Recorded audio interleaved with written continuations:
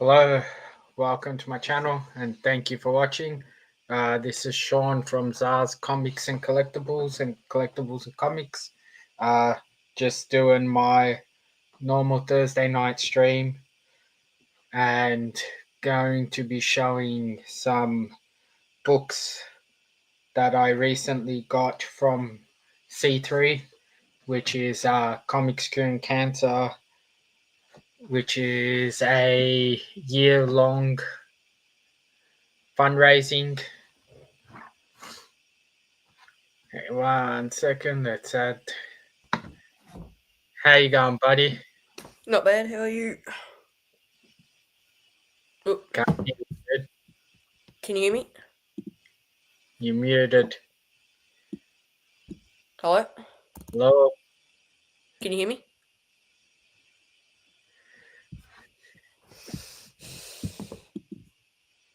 You there?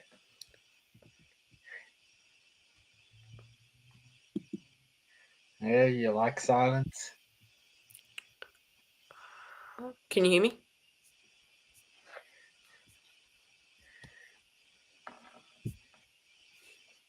Oh, hello? No, can't hear you, buddy. Can you hear me? Is your mic connected? Okay, I'm sure Mitch will be back. So, as I was saying, C3 is Comics Curing Cancer, which is a fundraising fundraising event that happens year long, but it culminates at October, the end of October, with a big 3-day weekend of sales and donations and auctions of art, comic books, and just about anything that anyone would like to donate. 1 second, let's try this again. Hello? Yep, still can't hear you, buddy. So try now. Ah, okay. So Rob from Rob's Fat Stacks, Mark from Legion of Comics, and DJ Links are the main three gentlemen who do the charity. They have an art book that they've been doing every year, and they do number of events and items and things that they do during the year. This year, let's try third time lucky. Yep, Hello? no.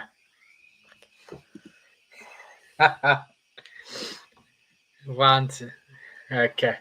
Um, as I was saying, DJ Links, they do a whole bunch of stuff throughout the year, but the main weekend that they do a lot of sales is at the end of October.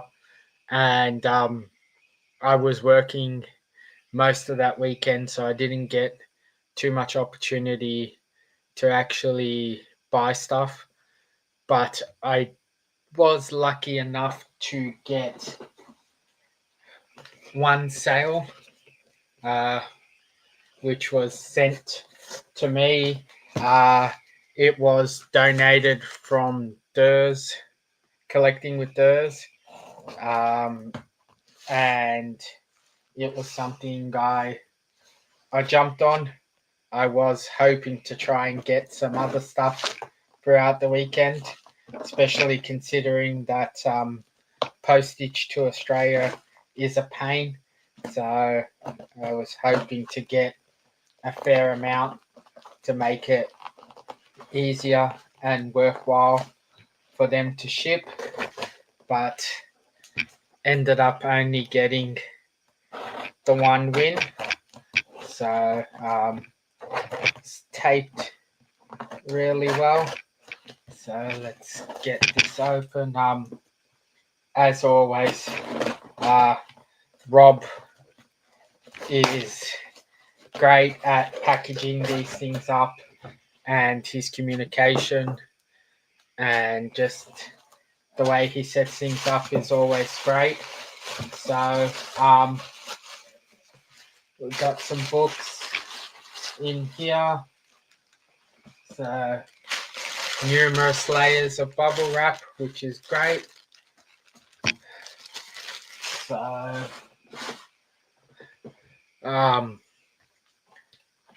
I know that all the books I got were variants and exclusives, some signed, some not, and it was just something that interested me. Give me 1 second, let's try this again. 4th time lucky? Hello? Nah.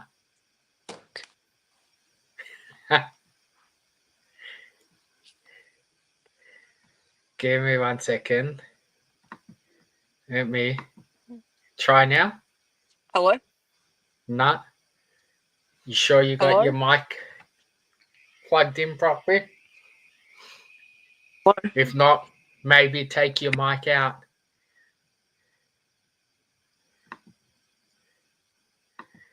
Okay. So while we wait for Mitch to get his technical issues fixed, we'll start off as a last minute addition. Durs threw in a what's it called? Monsters mystery bag.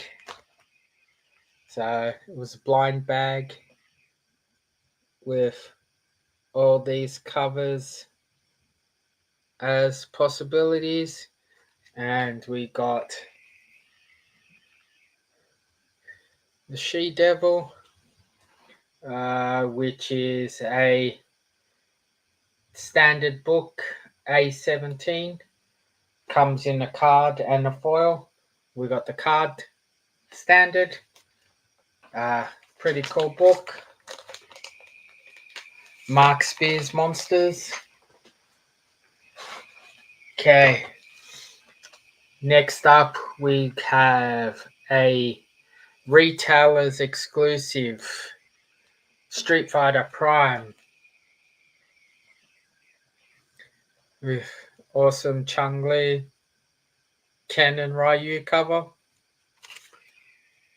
and VDON retailer exclusive.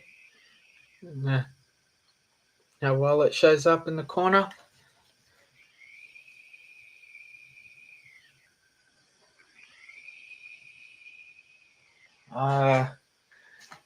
Give me 1 second, dude. Let me check. Is my volume up? Let's see.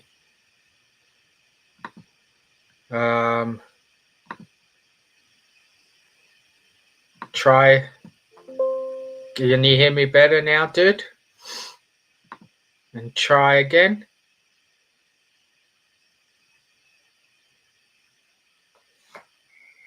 Jump in now, Mitch.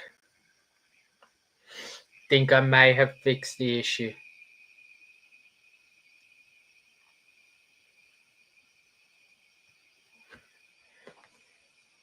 Okay. Next up, we have a Dynamite number 1, Legacy number 676, Vampirella. So, some pretty cool covers on the Vampirella books. Try now. Hello? Hello? Yeah. Okay, with your volume down. I think it was the setting in fucking StreamYard. So, Yeah. but all Yeah, good. because I went back in the replay and I could hear, like, Hear myself. yourself talking. Yeah. How things been, dude? Yeah, not too bad. How about you? Yeah, can't complain. Been busy working the last 2 Thursday nights. So Nice. haven't What been doing? able. My bartending job. Yeah, nice. So I was doing that. So I haven't really had the opportunity to jump on. So Yep. Uh, how's the business going? Yeah, not can't complain really. Yeah, that's good. Yeah, And did just you end up ticking good? along. Did you do Yarraville? Yeah, I did Yarraville Yeah, any good? and pardon. The show any good? Yeah, I thought it was good. More people than I expected. I thought being the last one of the year, people would have been a bit, you know, not keen and stayed home. But there were a few people there. Okay, Seems to be some newer people being circulated in, all right, that's good at not the least. regulars. Yeah, because like Yarraville mainly, like it dies down after like 12 massively. Yeah, Yeah, people actually like a lot of people still stayed around, which okay, was not normal. that's good. Well, Mm, it's always a good sign when it keeps keeps going and people are still there. yeah. What's the next event you'll do? So my next event is the Melbourne Comic and Toy Fair in March. So Yeah, that sold out pretty quickly. did it for tables? Uh, You mean? yeah, yeah, Yeah, I would think so. So yeah. planning on doing that. I have to apply for Werribee, but I still haven't yet. Mhm. Have you done I've what got, Werribee before? no, this will be the first time. I enjoyed Werribee last year. I didn't sell or anything, but just as a buyer. Oh, yeah, Um, you can that get aim. outdoor spaces at Werribee as well, Can you? which are a bit bigger and like $15 cheaper, but I wouldn't, go that route. No, for me it's not worth it, but for your setup, it's a little bit easier, but still not recommended. Yeah, Yeah, I can't it's 3 meters by 3 meters instead of the 2.5 inside, but that's I don't know. So 3 by 3 is a supernova size Yeah, and so thing. In your case, it's not so much about space unless you're taking a lot more. yeah, So I'm gonna try and up the books and take more books in that. yeah, so you But buy in stock to sell. yeah, I'm trying to. I That's get. good. I've been going to the all the old Lions book sales Yeah. and trying to buy like books in Bendigo and that, but there's someone else in Bendigo who keeps beating me to them. I don't want to name names, but Okay. yeah, Maybe you need to venture out a little bit further and a little bit different yeah, places. yeah. No, but yeah, I keep getting beaten to all the books, and yeah, I just try and like I've bought like been doing a few more bin sales, like buying and selling Yeah, I've seen. on like long box and all that. So I've got one coming up.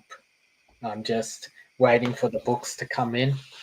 hmm So I bought into a collection of 900 plus Halo slab books. really, Yeah, so what titles are we talking here? Marvel, DC, some Yeah, independent stuff. what So like age, like golden age, like more older. nah, but silver, bronze, a hmm lot of keys, but There Halo, wouldn't happen to be Halo grade. there wouldn't happen to be a giant size X-Men in there, would there? There was two, but they're sold. Ah, all good. Yeah, so they were one of the first two books sold.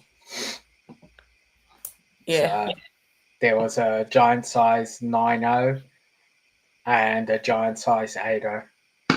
really, they would have sold for a pretty penny.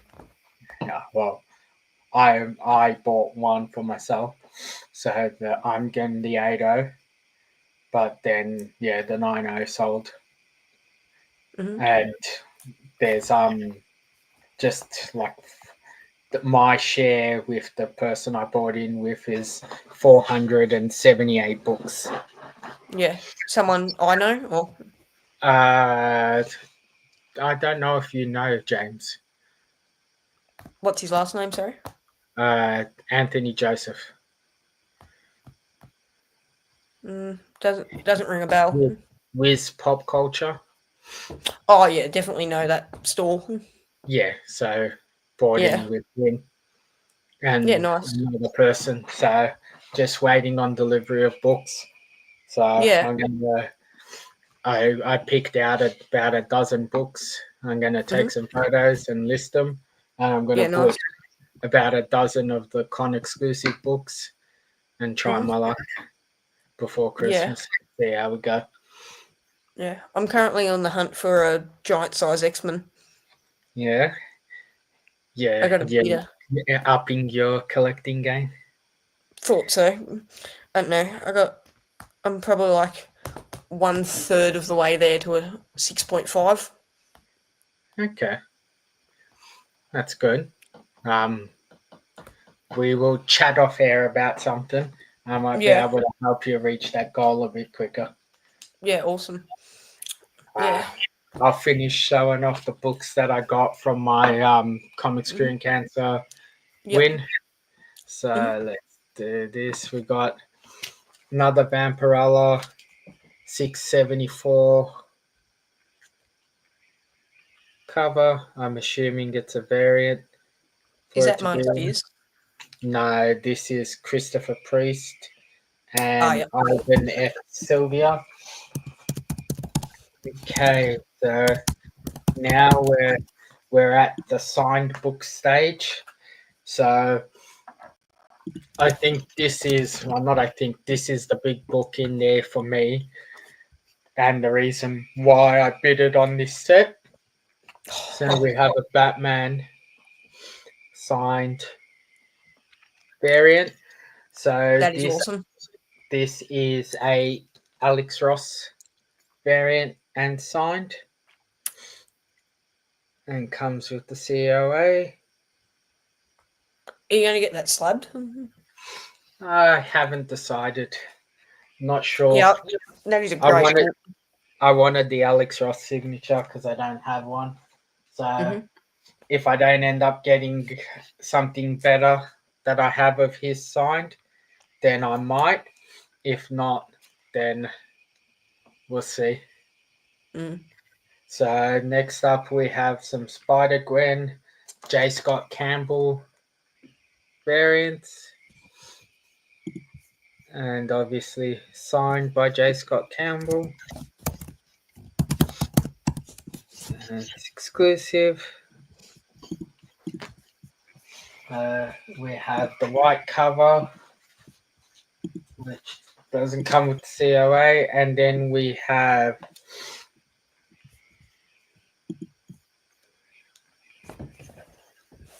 another exclusive. So Spider Gwen #1 Campbell exclusive signed, limited to 500 signed editions. Another COA, and the other big book, another Alex Ross Is signed. that yeah, Sig? Yeah, Alex Ross signature signed book. So I didn't pick up a lot this show, this C3, but I did get some cool signed books, which I was happy about. So I can't complain. What was your best pickup, do you reckon? That's literally all I got at this show. Yeah, So but I what got was your favourite? the Alex Ross. Yeah, Obviously the Batman Superman books. Always cool. yeah. Alex Ross. But yeah, looking at this cover up close, it's a lot cooler than it did look online. The only thing I Mm. think that might kill it trying to get it graded is I don't know if you can really see it. The cover's short. Oh, yeah, a bit. I So feel like CGC, like from what I've seen, are usually pretty lenient on that because that's a factory error, not a. yeah, but sometimes they can be bitches and drag it down for no reason. But Mm. we will see. We'll see how things go. Yeah. Make a decision from there. Yeah. Did you? I must have missed a bit before, but did you have Mark Spears covers? I saw. Yeah, I had one. So Yeah. last minute he threw in a blind bag Hmm. and I opened it, and I got this was the Mark Spears cover I got. Are you a Mark Spears fan? Not overly, no. Have you seen Yeah, him do like Marvel and that? yeah. I've seen his Green Lantern books and stuff. They're cool enough. Yeah. I wouldn't say they're anything I'm going crazy over trying to get, but they're Did you see this? So he's never actually done Punisher. Can you see that? But that's like a sketch. It's a ridiculous price, but that's the only ever like Punisher art I've seen. hmm, I think it's like it's okay. I don't think it's crazy. well, yeah, but are you a big fan of the monsters art? No, really. Yeah. No. He's got some cool covers. Like he I think he brings a very unique take to his art and it's different, but I don't think everything hits Mm. for me. So, Yeah. but There's only kind of so much of like a slightly different cover you can kind of see if you get what I mean. that's right. He's when you look like at the with the what you call it, the mystery bags.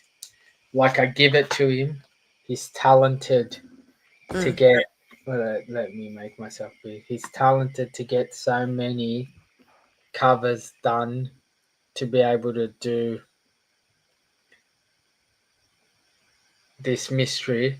But if you look at them, a lot of them are very much the same. And just homages, like Yeah, different characters, but same sort of style, same sort of mm, look to them. It's not like there's extremely much different. yeah. But None of them. I haven't seen any of them that make me like really go wow. yeah, that you want to jump out to buy. Mm, yeah. So I wasn't sure if anyone was jumping on, so I bring some more books to show. So I think you'll appreciate these. Let me just quickly do something because I was going to bring up the details. So when I talk about the books, I know what they are. So Are these new pickups? no, just showing a run of Hmm. books that I have. Yep. So um, I'm collecting the Nick Fury Agent of Shield run. Hmm. So there's 18 issues in the run. It's only a small run. Um, so let's go back. We got no key to this, but we got the final book in the run, number 18. So a lot of these covers are Stranko. So pretty cool. Alrighty. Then we have number 16 from 1970s. So the good old days. Is that another Stranko cover? I don't know. I'm not sure if he did the whole run or not. Let me have a look. So it is. Come on. Nope. It is Marie Severian, Hmm. but it is a what you call it, a partial reprint of Strange Tales 136 and 138. Hmm. So okay, next up, so we have number 15 which is a appearance of Bullseye. So a Bullseye, not Mm. so the first appearance and death of Bullseye, not Bullseye, as in the one we know, not Yeah. Daredevil's Bullseye. So a different bullseye. Yeah, they Wait, so spell totally unrelated. his name in 2 words. In 2 words, sorry. So balls Huh, and then I. But that's weird. pretty cool cover.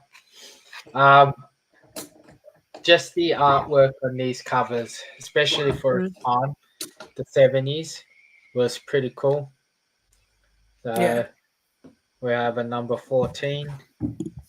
Yeah. So a lot of bold covers and whites and being non-key book. Then we have number 13, which is the first appearance and death of Super Patriot. So then we have number 12, which I'm eventually going to have to find another copy of because I How really come? didn't realize it was torn out on the top. That's the first appearance of someone named Agent U. What, number 12? Yeah. Key Collector doesn't say that.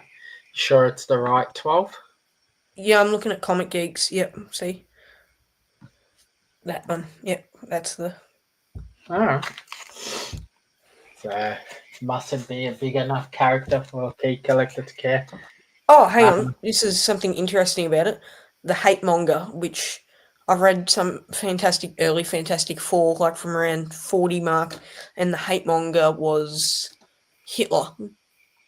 Yeah. So, I've got the first appearance coming in that collection. Oh, really? Yeah, first hate I monger. I love that I love that comic. It's just like so random. Yeah. So we have number 11.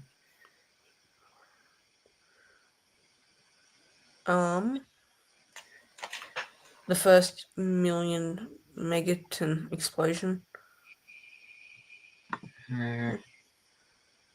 Okay, we got number 10, which is hate monger, obviously. Mm-hmm. So cool cover. We have number 8. First appearance of Supremus Ulysses Abood, and it's also his death. Yeah, which was a thing to happen back then. So, like covers like this, especially when you consider the 70s, this is a Stranko cover, but just the concept behind something like this. Yeah, that is like very well done, and it's not like a key issue or anything, but Yeah. But just to have the mindset to come up with something like that, it's just cool. I actually sometimes like. There's a lot of famous and key issue covers that like they don't look good on a wall. If you get what I mean. Yeah. So then look, another Stranker cover. This one's not in the best condition, but Number 6. Yeah. so Cliff Randall. to get a 70s book for $5 is Yeah. always a good idea. So we have another Stranker cover signed. Oh, really? Did you Yeah, get that like meet him? yeah. When I What was met it? him, What was he like? so Stranko is a very, very interesting man. He Yeah, loves to talk and talk. He's probably worse than Claremont.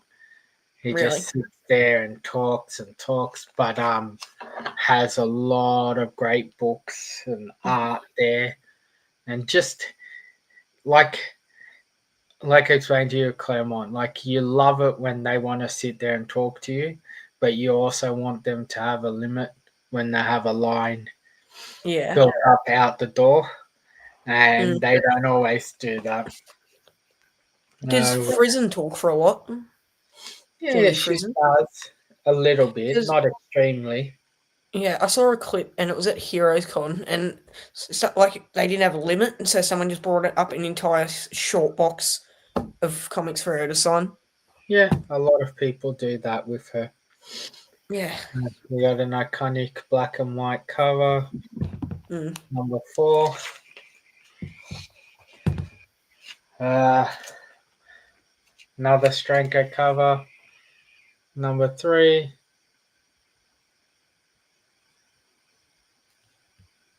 So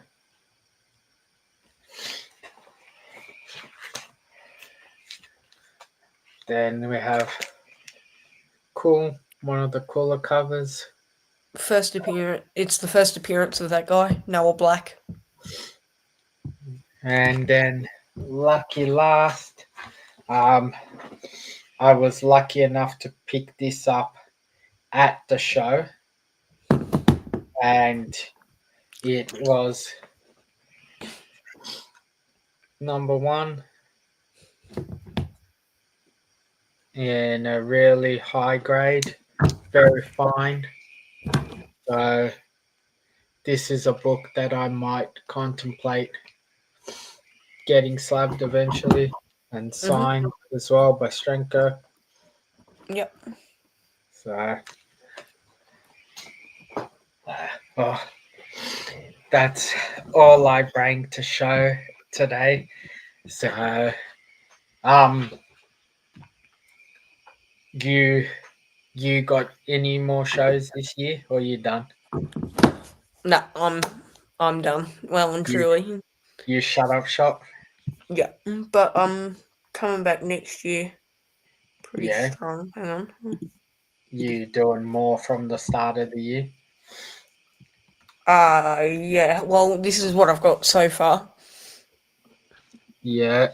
Yeah, well, alright. So 3 locked in. That's good. Yep.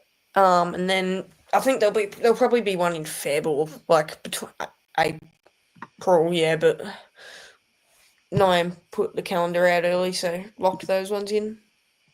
Yeah, so I'm pretty sure February there is a vintage show, I think. Yeah, I've been denied from those ones.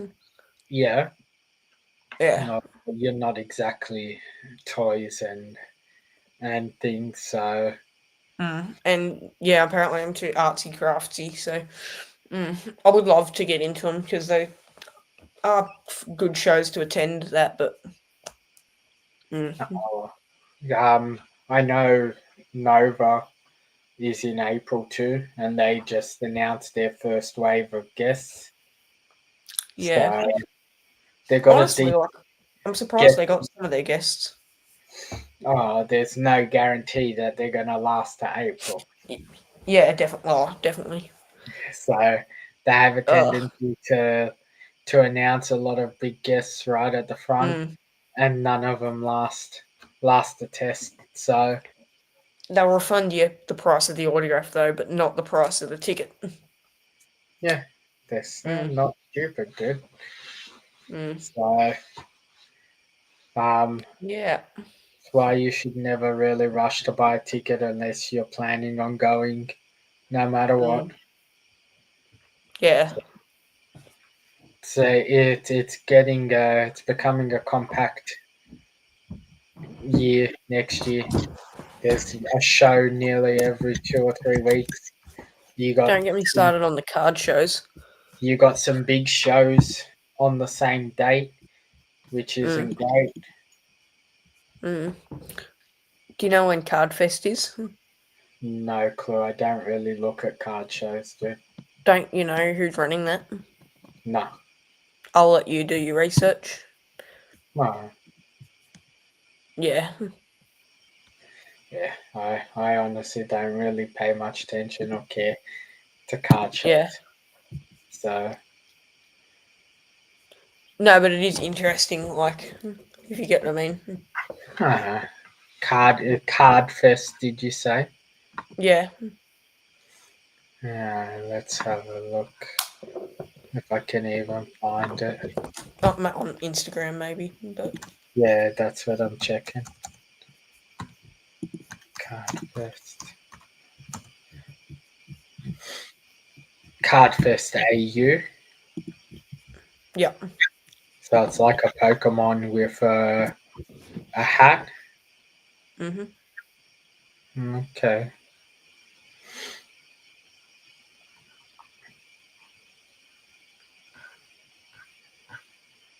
Mm. Doesn't really. Oh, he said 9. Yeah. Okay. Mhm. Huh. Oh, it is a good market to get into. Yeah.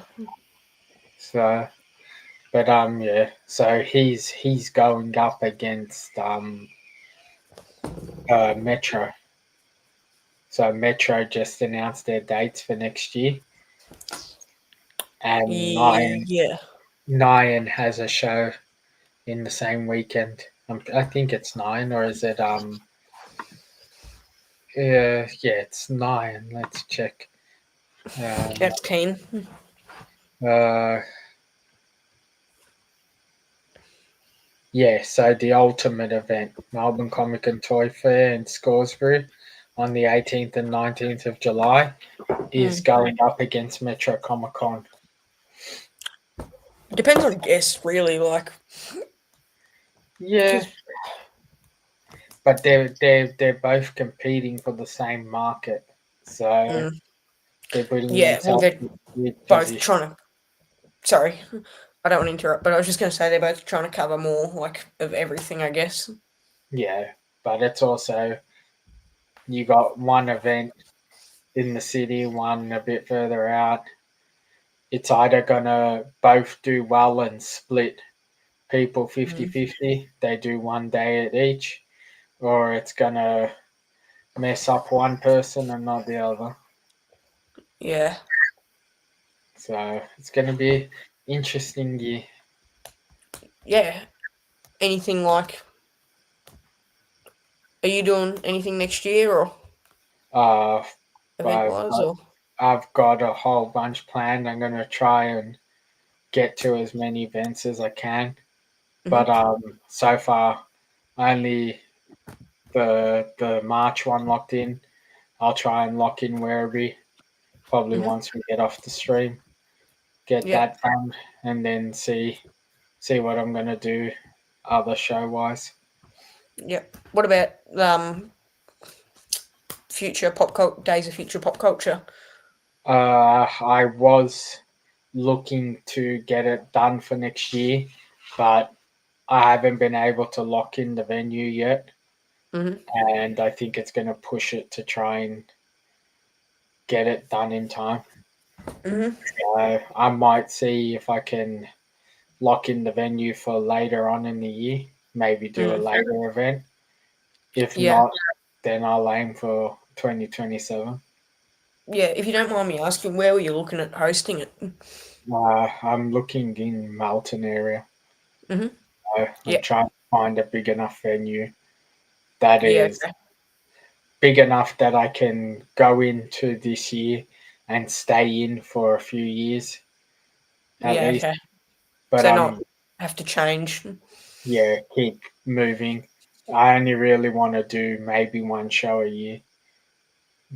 I don't want to be pushing and fighting with people for dates and stuff. Yeah. So Well, I think if you have one like big great show a year, that will like you know everyone will everyone will be like not be able to wait. yeah, It'll like build the hype. so that's what I think. Because China just looking through Simon's list of what's happening next year, Yeah, it's too extreme. yeah, And to try and say I'll pick a week in between people's shows is yeah. just a killer. I guess you So don't want to like step on anyone's feet, and someone someone thinks you're going against them. that too. So it's Because tough. yeah, there's quite a few. There's two Yarravilles in one, or one Pokemon, one comic. Um, and then there's Cardcore on the same day as Yarraville, and then Artist Alley, and then yeah, Pack Attack. Like there's so many. Yeah, I know. No, none in Bendigo though, which is interesting. Yeah, well, I'm pretty sure I heard that BendyCon is coming back.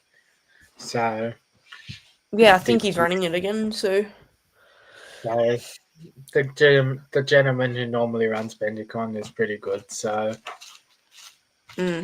do you know and him?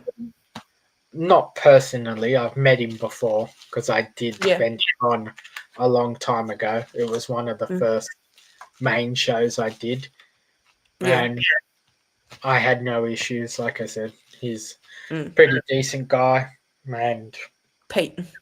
ran a good event, so I couldn't Yeah, complain. But in saying that, I don't really have much to compare BendyCon to because it's yeah, not quite supernova size, but mm, it was bigger than any of the other shows when I did it. yeah. And I'd now love to run there's a little. I'd run. Sorry, I was just going to say I'd love to run a little Bendigo event. oh well, it's not hard to start, dude. Yeah, You just got to pick a date and find a venue and devote some time to it, and mm. it can be done. Maybe end of 2026, early 2027. No, it's possible. There's a few main steps you got to take, Mm, and I will suggest if you really, really, really want to do it, now's the time to start planning it you because think I it's haven't? yeah, but like you got to start locking things in and start Mhm. getting things set if you want to do it because you Yeah, have like to what? remember you're a new name in the scene, so getting yourself known, getting yourself out there is the part that takes the most effort and time. Mm, I guess, So, yeah. eh, but it's all possibilities, and Mm, it's not hard. It all yeah, comes down to what you want at the end of the day out of your show, dude. yeah. I did learn one great thing. Yeah, Um, let's just say I do have a name for it, and the name of the place is not in the. the name of the place is not in Yeah, it. no. Do you get what I mean? So Not it's not like really. okay, because you, yeah, Just private message me, dude. yeah, sure. So, but I don't know, yeah, on stream, but like you can, it's not, yeah, yeah, so just shoot it to me in the private chat, and it yeah, might make sense when I see it. mm, But yeah. So you might give some people a run for their money. yeah, but that's what I don't want to do. Do you get what I mean? Yeah, but you also got to look at it as you're catering to a market that needs to be catered to. Yeah, but yeah, So I don't. If I did have a Bendigo event, I don't want to step on anyone's feet. I want to be friendly with everyone. I know that's not always possible, but do you get what I mean? To an extent. I think the only thing you really need to be worrying about with a Bendigo show, dude, is stepping on the people that have Bendigo shows. So at this stage, it's really Bendicon and Nyan's show. Mhm. So other people's shows, besides taking dates that are the same dates as them, you're not Yeah, really stepping on toes because you're too. There's nothing close. yeah. So I'd set it differently. Like, I mean, yeah, mine wouldn't be close in dates or anything. the closest event that you have in travel is probably the what you call it Geelong show, I would say. Mm.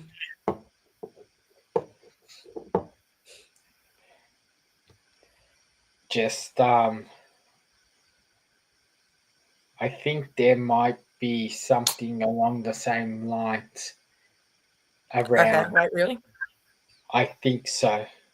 Don't quote me on it, Hmm. but I have seen that sort of name before. So maybe just look into it. Yeah, Hey, Mad Spidey, how are you, buddy? Yeah. So just do some research mm. just to be safe. I don't think it's a Melbourne-based show. I'm not even sure if it's an Australian-based show. It could be somewhere else because I look up a lot of random shows, so I Yeah, may have looked it up. So yeah. If you can find it though, like yeah, just in case, that'd be yeah. good. When I go research it again, if it comes up again, I'll Yeah. shoot you a text. Oh, by the way, I had a question. Yeah, There's a comic YouTuber I found. Is he part of like the kind of like community lunch money comics? he is, but he's probably a little bit bigger than the smaller community we're in. Mm. Like he's been around for a while. I watch his stuff occasionally. He does a lot Yeah. of hunting, and he Mm. finds a lot of big books cheap and Yeah. stuff. But I've never really had any interaction with him besides watching his videos.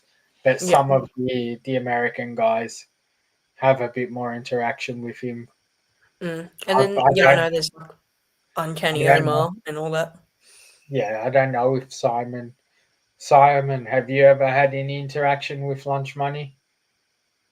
So um I know he grew like quickly. He was a smaller channel and then got really big very quickly. So Mm. but he's also been doing it for a while, and he's a full on collector as far as I know, What do you mean, like full on collector? like big boy books, a lot of big Okay. boy books, not Yeah. just little like he gets his hands on some decent books. Mm. But yeah, So I have like seen yeah, like he's at markets and then he's skipping over like $80 books for like $3. Like yeah, but you have to yeah, remember a lot of $80 books here aren't that expensive in the States. yeah. And then the sort of places he goes would be even less. So Mm. He does like. I'm so actually surprised he almost like because he does do a lot of those like cheap $5 markets that on every like month. Like I'm surprised he'd almost do that on YouTube because you would like if it were me, like I feel like you wouldn't want people to know about it. yeah, but he's also going to markets that are in the middle of nowhere. Mm. So uh, I know of him and his channel, but never interacted with him. Got a lot of mutual friend from what I've been told. Yeah, I've Hmm. heard the same thing. So that is a good bloke. So, but dude, there's that many people in the community, Hmm. and what we call our community might not include him, but you ask someone in our community Mm. about their community, and he might be part of it. Yeah. So, there's, Yeah, because he was in the comic book awards, wasn't he? Yeah. Yeah. So, Was he the oh, biggest out of that? comic no. Comic Tom, near mint. Oh, Oh, near mint. Kenny Omar. Yeah. Gem Mint, sorry, would be two of the bigger guys. I didn't really pay overly a lot of attention to the comic book awards this year, so I Mm. couldn't really tell you. I don't even know who won or who anything from this year's show. So Matt Spotty won. I know that. He did he? won, I think. Yeah. It's hard to know every channel out there. It is, Simon. So yeah, there's just crazy amount. You Mm. won. Yep. What did you win, Simon? Best what ongoing live show? Best. Huh? All right. I think. I don't know. Not 100%. Correct me if I'm wrong. There was no controversy this year from the comic book awards. I'm guessing because I haven't seen anything yet. I think they changed the committee, which some people were a bit annoyed about. Okay, They I kicked a few heard. people off. I did see the statue show, best ongoing your show. That's good. Congrats, dude. Glad you finally won. So it was probably rigged voting for Simon to win. Only kidding, Simon. So, oh, I know one of the categories it was Dave and Simon, and then a bunch of other ones I'd never heard of, but I don't know who won out of that. no, But I think I seen something about Dave winning, but I'm not 100% sure. mm, Daylight savings gives me more time to be doing shit in my backyard, so I don't overly pay a lot of attention to Facebook and YouTube unless it's something I can listen to without having to watch. mm. So, but do you do you have any last goals for the year that you're trying to get? Any last books or pops or Mm. something you want to hit before the end of 2025? Well, there's no markets really on, so there's nothing for me to like really do. Maybe get some good bargains and stuff to flip, but not really. How about like yourself? I've got one more book. Well, not one more like specific book, but Hmm. I'm hoping to get, excuse me, one more big book before the end of the year. Whether it's going to be a $200 big book or a little bit more expensive, Hmm. haven't quite decided on it. What's But the book? any book, just Oh, really? yeah, looking to get one more decent book for the year. Do you want So, suggestions? do I want suggestion? All good, dude. Take care. You're more than welcome to give me suggestions.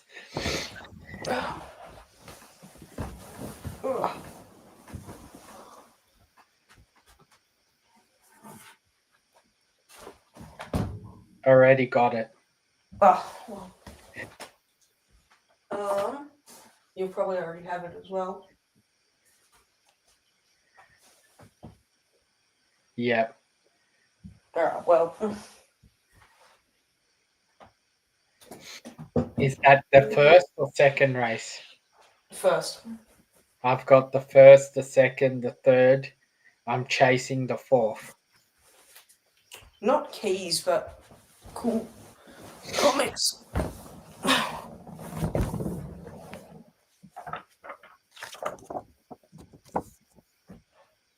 Wolverine Punisher. Yeah, no, I'm not collecting Just that random. stuff.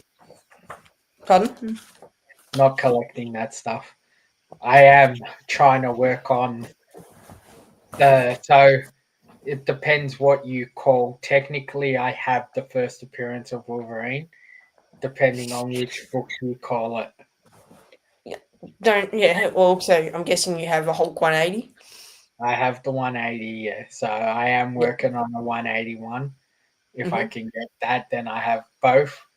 But yeah, depends by what stage you call it or what level. I already have a Wolverine number one, Mhm. so we'll see. You know, it's The a cool book I picked up the other day for like $10. which one? It's not a deer book, but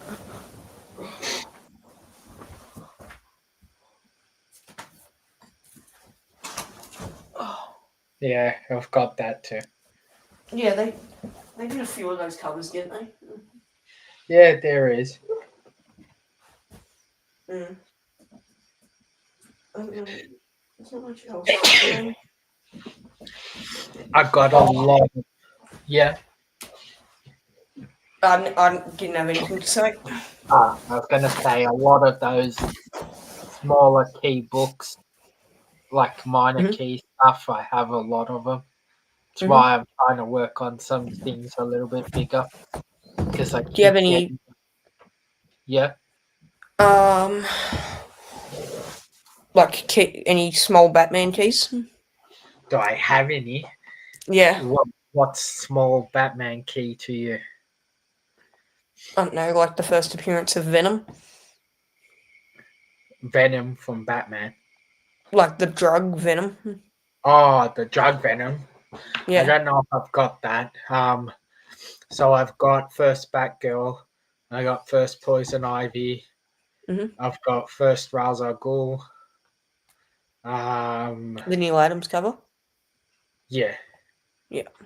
Very nice. I've got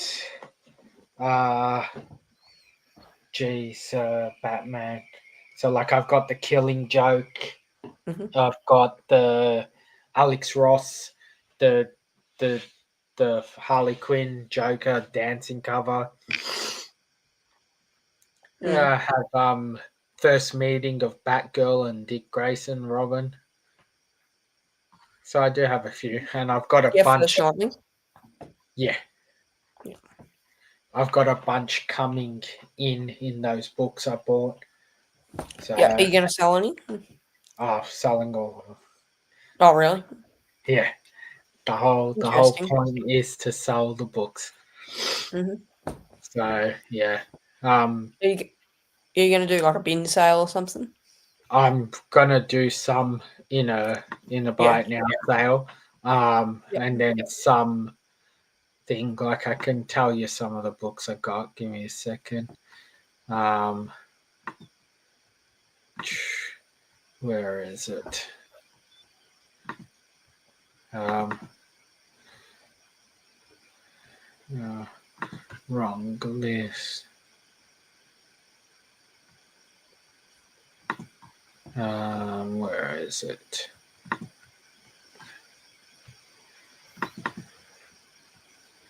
Not wrong one. So keep opening the wrong freaking.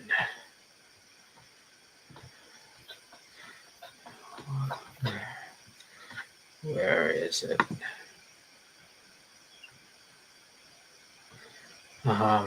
So I got the list because there's freaking too many to try and remember off the top of my head. So that's not working. I know I got a bunch of X-Men keys in there. Mhm. And where is the Like list? first Dark Phoenix, first Rogue, that kind of stuff more. More like low keys. Mhm. So I got first the whole Sentinels run. Mhm. Um, so just some random keys. We got where is it? First Scarecrow in the Silver Age. Mhm. First Batmite. Um, second appearance of Elongated Man, first Captain Boomerang from the Flash run.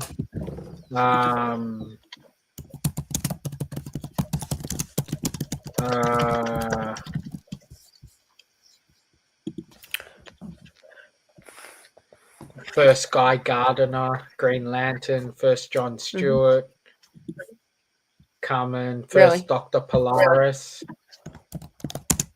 That John Stewart is what grade's that? Do you know? What, sorry? What grade is the John Stewart? Do you know? 9.2. Is it in a slab? Yeah, Halo slab. Oh, really? Yeah, they're all Halo slab. All 400 books. Yeah, cool. How much do you mind if, like, I ask how much they go for usually? How much they go for? It's around $1,000. Not $1,000. Where is it? It is the first John Stewart is around an $800, $900 book. Oh, really? That's a cool book.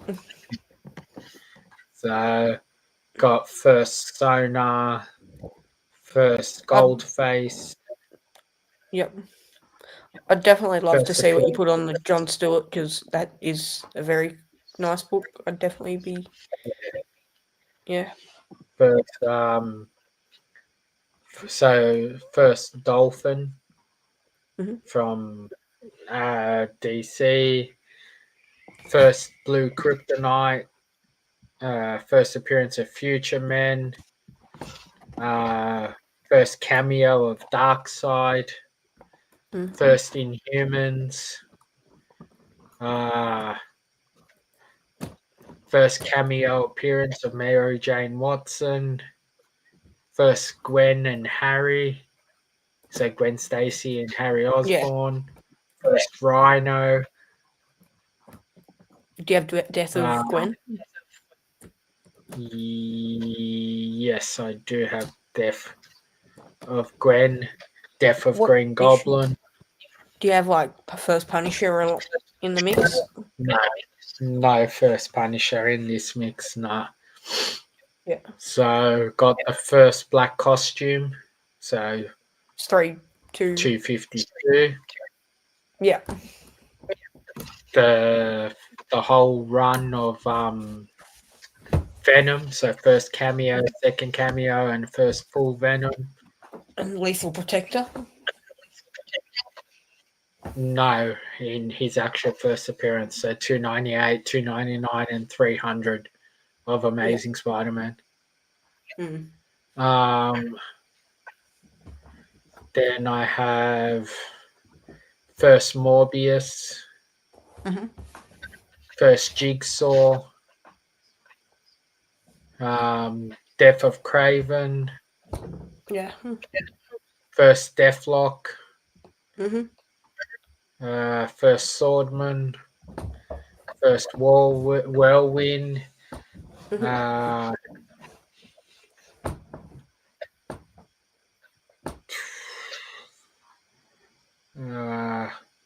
you going to resub any of them? What? What? Resubmit them? Any of them? Maybe, eventually. Yeah. We'll see. Haven't decided. Got first Ronan Accuser. First Agatha Harkness.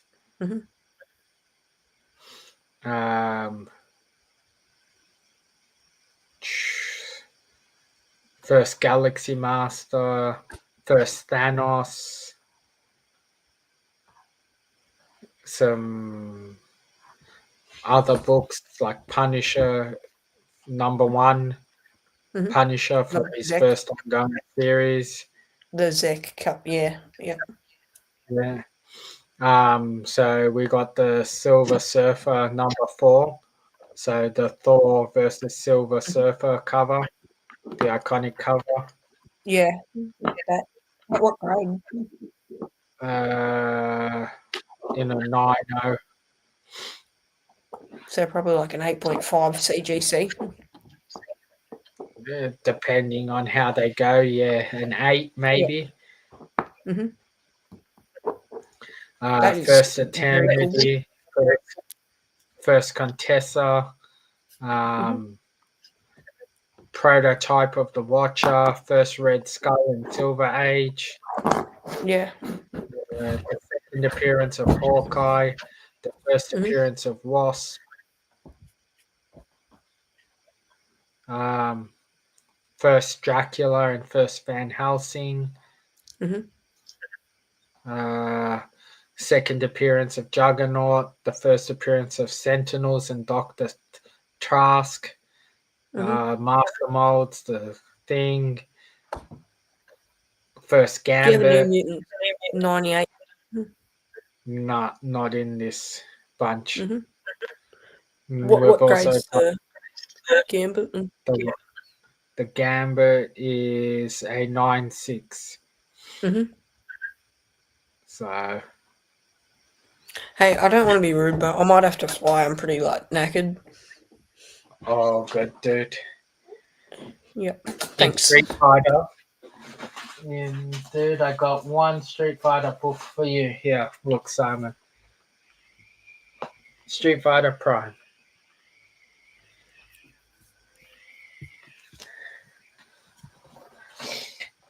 How's What? Mitch Rude? At least he came on. Where have you been, Wait, who's in the chat?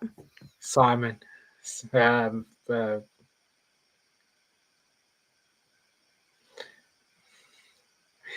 And Mitch deleted himself by accident. Simon, or Simple Simon, or Mad No, Spidey. simple Simon. Mad Spidey went to bed. Uh, oh, good dude. You need to boot. Yeah. Boot. Yeah. I'll probably. Um. Yeah. If How you going, Jin? Hey Jen, let me know about that giant size X-Men if you know anyone that's like selling one or something. Yeah, I'll have a chat to you about it. Yeah, And cool. And the John Stewart, let me know what you end up putting on that. no stress at all, dude.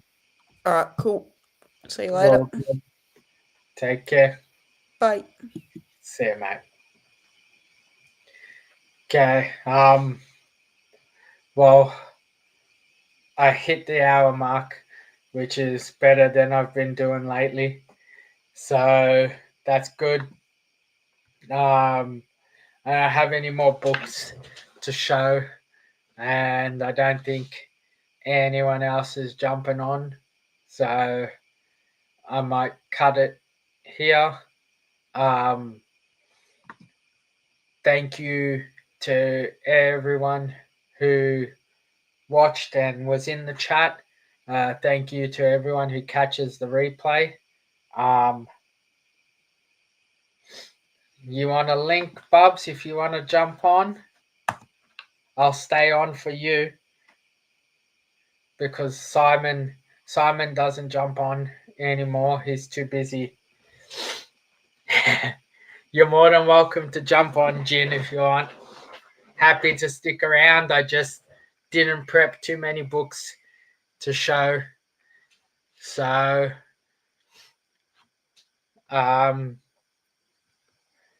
nah, Simon, I'm going to try to. Oh well, Simon, I'm sorry. I need to start the stream when it gets dark, so I can finish off doing the things I need to do in the backyard. You seen what my backyard looks like? So, as I was saying, Simon, I'm gonna try and probably come out Sunday, but I don't know if I will or not. It'll depend how things fall and what the weather's like. So last few weeks before Christmas, trying to get as much shit done as I can. Nah, Jin, I will stay around for a bit. I got a few books that I think you might like, Jin. Just some Batman coolness for you. some Batman, Superman coolness. Hey, we have the superstar. Bubs, Hey, how are what's you, going buddy? on? Is it super early for you? Yeah, it's 5:25 in the morning. Yeah, you're crazy. Yeah, but I've been up for a minute. And I was watching you, and I didn't recognize who you had on. I don't know that I know him. Nah, he's a new kid to the community. He's the guy who I don't know if you've been seeing him. You've probably been seeing him, the comic stands. Yeah. Yeah, he's the guy who does the comic stands. The kid who Oh, makes it. nice. So, and yeah, he's a young collector. He's trying to get himself into the community. So, Okay. Cool. Well, I get up around 4:30, 4:45, and help my son get to work, and he gets up early to go to his job, so he doesn't really need me to do it, but he's been able to get up and get to work every day on time with my help. So there's been a couple where I get up and it's a little too quiet in the house. You know what I mean? yeah, Nobody's moving. So I'm like, uh-oh. So he doesn't need me every day, but it's been a good thing at least a few times, maybe once a week or so. I help him remember to bring stuff, don't forget lunch or breakfast or your phone or whatever. So I've been trying to help him out. is he in construction to be getting up that early? Factory. He works at a factory. A factory? Okay. Yeah. So, yeah, it's one of those things. Getting up earlier is good, but can also be just mentally draining. You're not Yeah, thinking straight. I've been kind of getting used to it. So I have my coffee in the morning now. I'm trying to transition to a morning person, but it means I miss all the late night streams that I used to be on because I can't hang from 4:30 in the morning till 2 o'clock at night. Like that's just not. I don't have that in me anymore. So, but I've been enjoying this, and I get up in the morning. I really like the morning, and then I have a cigar and a coffee in the morning. It's a little too cold right now. We're at 30 degrees outside right now. Fahrenheit. Yeah. Yes. So that would be like -2, I would say, Celsius. That sounds right. Yeah. So just below, What does just Celsius below, start at 32 degrees? yeah, something I think 32, 34. I'm Well, that would never, just be too easy. I didn't know the conversion was that easy. So you guys start at freezing at 0? yeah. So Okay. I'm pretty sure. Let me check. So you said 30 degrees Fahrenheit. Let me check what it Yeah. is. Uh, never can always keep track of that. Okay. Did you see that the YouTube whatever recap was out? Yeah, I got it. I got the thing for it this morning. Yeah. So you're at -1 degrees, 1.111 degrees. That's pretty close. Yeah. Yeah. So I don't envy you. So No, if this happened over there, some koala bear tits freeze off, wouldn't I would assume so. Like it? I'm going to see snow for the first time in 5 weeks. Where are you going? Toronto. Oh wow, yeah, I'm sure. So yeah, I'm going in the dead of winter. Good So lord. to the extreme that I actually went today to try on some Timberlands because I need to get some snow boots for while I'm there. Yeah, that sounds. Hey, Simon was in my top videos. I think he was like third. He was the only non like I think well, actually he was second behind Tosh Point oh because I watched the Tosh Point oh podcast on Tuesdays, Okay. which I haven't watched for months because Tuesday was the day that I mowed my yard. So I would Yeah. listen to that podcast. I listen to podcasts while I mow the yard. It's really the only time that I just listen to a podcast as opposed to, watching or whatever.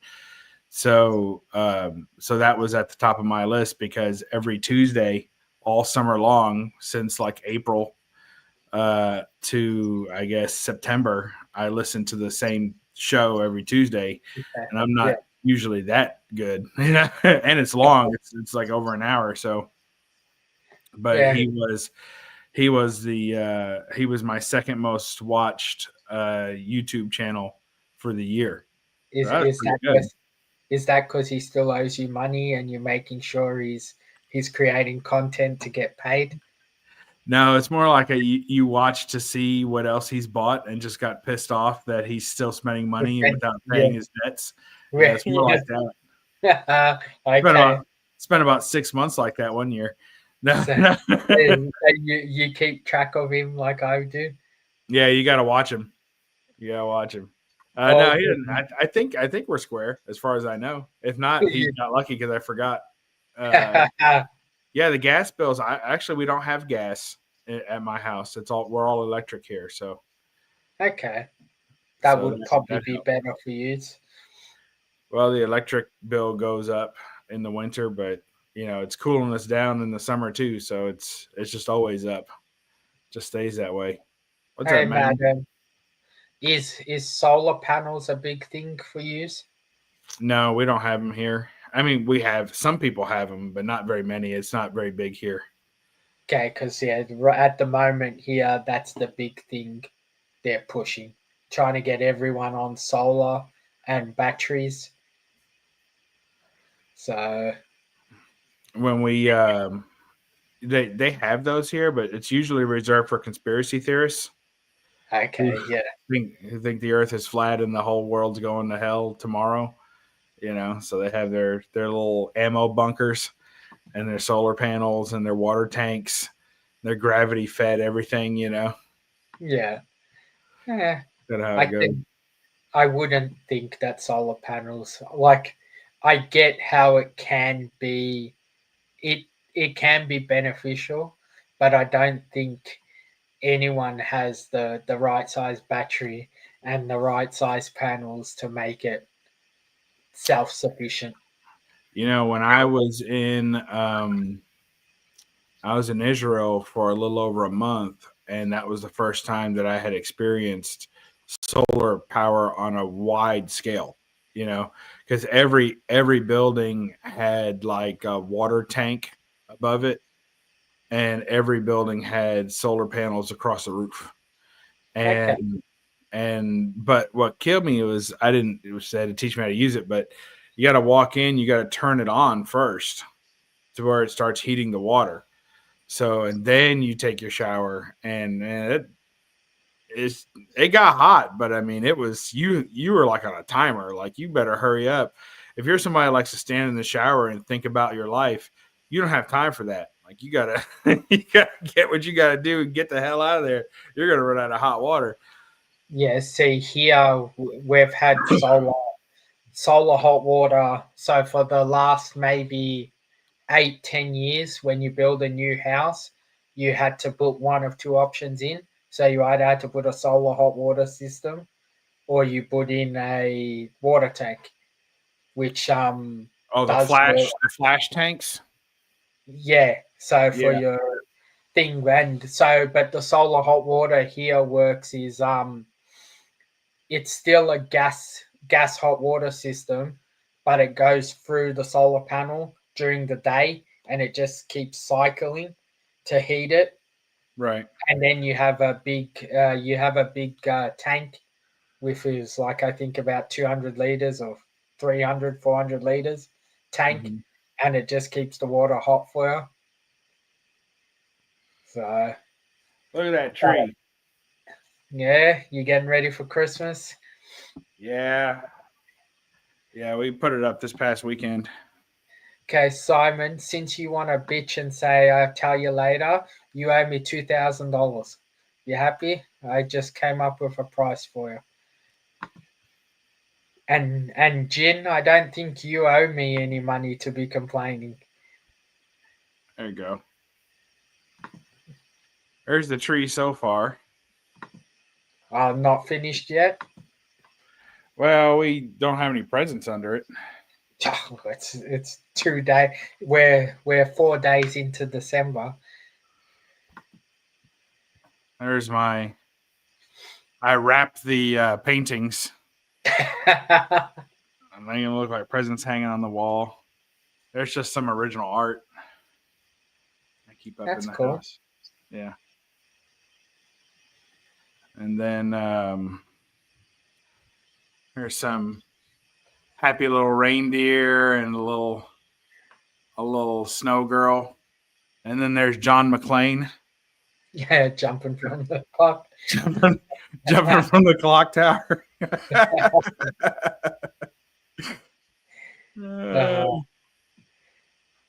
Just confirming, Bubs, you're Kentucky, right?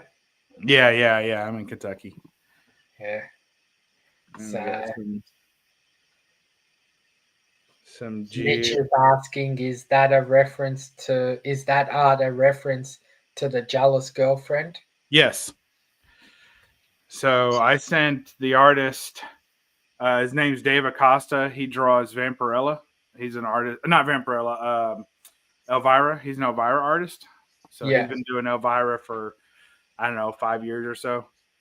And so I had him do the Rocketeer, and looking back at Bullet Girl, which is the Golden Age flying heroine, and then Betty Page getting pissed off at him for turning around. So Cool he did thing. all the background for free. Like this is what I paid for, was the three of them, which still to date is one of the best pieces of art that I've ever commissioned and had. And I sent him reference for Bullet Girl and told him make him work his magic and make her look like extra good. Okay. So did a good job. And so we got those. And then there's a little Santa hat. Here's a classic nativity scene. Bit small, isn't it, Bubs? It's representative. And then here's a record player for play little records, Christmas records. We don't have too much up this year, which we don't usually. It's understated. It's still early days. Plenty of time. We've got the pillows. We've got the ho. Okay. So you get all three hoes. So which hoe are you? The first My favorite hoe is the hoe closest to me at all times. Okay. Hey. It's good. So I was, for people who missed, I'll just quickly show Jin my C3 pickups. Nice. So I got these from Durs, both Alex Ross officially signed covers. Nice. That's way better than the unofficially signed ones. I'm trying to decide if I bother getting any of them CGC'd or not. So might be an option. Do they have a presence in Australia? No, but I'll be in Toronto and in the States. So if I was going to do it, I'd just send them from there. Yeah. So I'm tossing up. I just don't know if CGC's standing at the moment is that high. It's not. Yeah. It's not, but no one else's has raised above it either. Yeah, I know, but the PSA they're trying, but the slabs are so damn ugly. To me, it's the same problem that CBCS had. Ugly slabs are ugly slabs, and you can say what you want about it not being about the slab, but for a lot of us, the presentation is.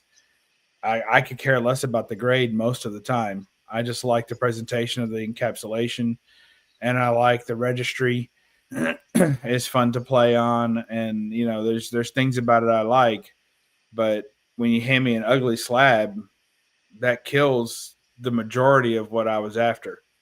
So Yeah. Well, that's why I was talking earlier. I got my hands on a collection of a lot of Australian slabbed books, and I was tossing up if it's worth bothering getting some of them reslabbed to CGC. But then it's hit or miss on knowing, like, if I drop one and one and a half, maybe two grades, depending on the book, it's not so bad. But if it drops dramatically, if I get a person who's in a bad mood at yeah, CGC when I'm doing it, if it's really worth the effort. yeah, that does suck. I don't know. It is what it is. If I guess for the books that I pick up, if and in general, in my opinion, and which is not, whatever. Everybody has their own way of collecting, and there's no wrong way to collect, unless you're going after a book I'm going after and you got it before I did. But other than that, the way I look at it is when you have, if a book is only valuable in a 9.8, then that's not a valuable book. Yeah, Like that's that's not right. if it has to be high grade, then it's not a collectible book. You know. Now over time that can change, right?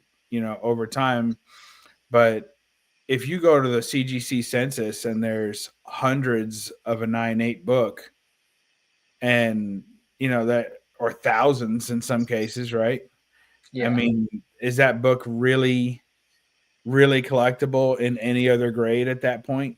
That's what a lot of people will be like, well, I only want a modern book in a 9.8. Well, okay, and then some people settle for a 9.4 or a 9.6. But if it's a 7.5, if you pick up, well, we'll just say 8.5. Let's say you pick up a book in an 8.5. 8.5 technically is near mint, right? yeah, I mean, that's where near mint starts. So you're picking up a near mint book, but because it got graded an 8.5 instead of a 9.4, it has no value. You yeah, couldn't sell this damn book. You got to crack it out. You got to try to sell it as a possible 9.8, right? And try and convince somebody that it maybe right. if they grade it, they'll get something, right? But if Yeah, it's sitting in that 7.5 slab, it's actually hurt its value because everyone knows it's not a 9.8 or even an 8.5 or whatever. So I think that's part of the problem. I think if you've got a book and it's worthless in an 8.5, but it's high value in a 9.8, that's a crap book, in my opinion. Now yeah. you might still like the art and everything. I mean, you collect what you want, but that's not a long-term valuable book. Yeah, most books that are like that are just a 9.8 book is just an art. You're buying it for the cover. There's no real substance to it. Yeah, but even at that, I mean, an 8.5 looks pretty damn good, Oh, right? of course. It's near mint. So if Yes. you're if it's all about the art and you're just an art collector, which is fine, most of my collection is art. So if you're an art collector and you want the cover art, that's fine. But to say that an 8.5 is shit and a Yeah. 9.8 is and if it's not a 9.8, you don't want it, then is it really even about the art? It's right. I would think, No, it's about the grade and about yeah. showing. Well, that's what I'm tossing up. So I've got an 8.0 book. That's a big book, but it's an 8.0 Halo slab, so our slab.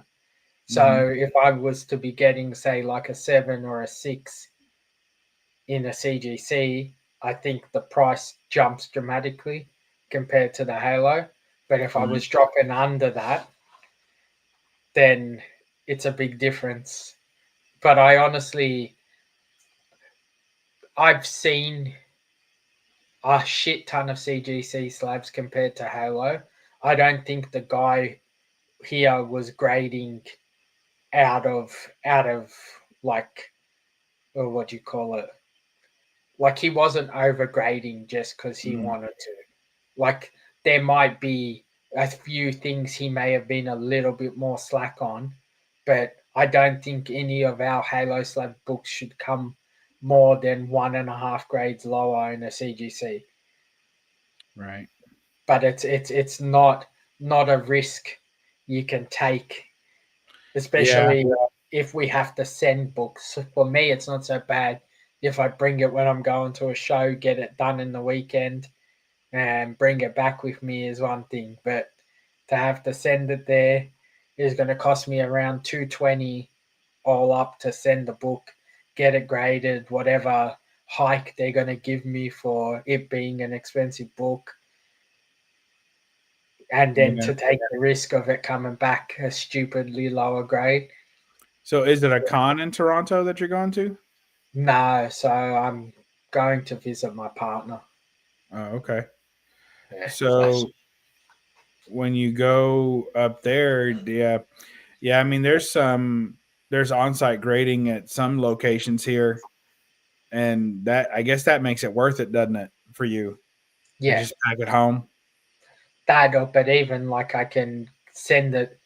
So because of all the bullshit now with CGC and the posting, it's a lot harder for Australia for us to send books from Australia.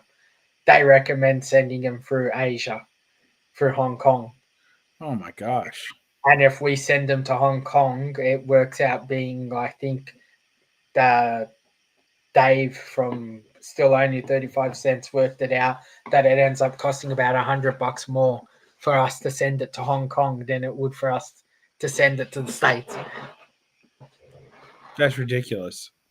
Yeah, so I'm better off bringing it to Toronto with me, going and seeing one of the facilitators there, sending it, and then get it sent back, and then eventually pick it up. Do you do that very much? Use the facilitators? Not often.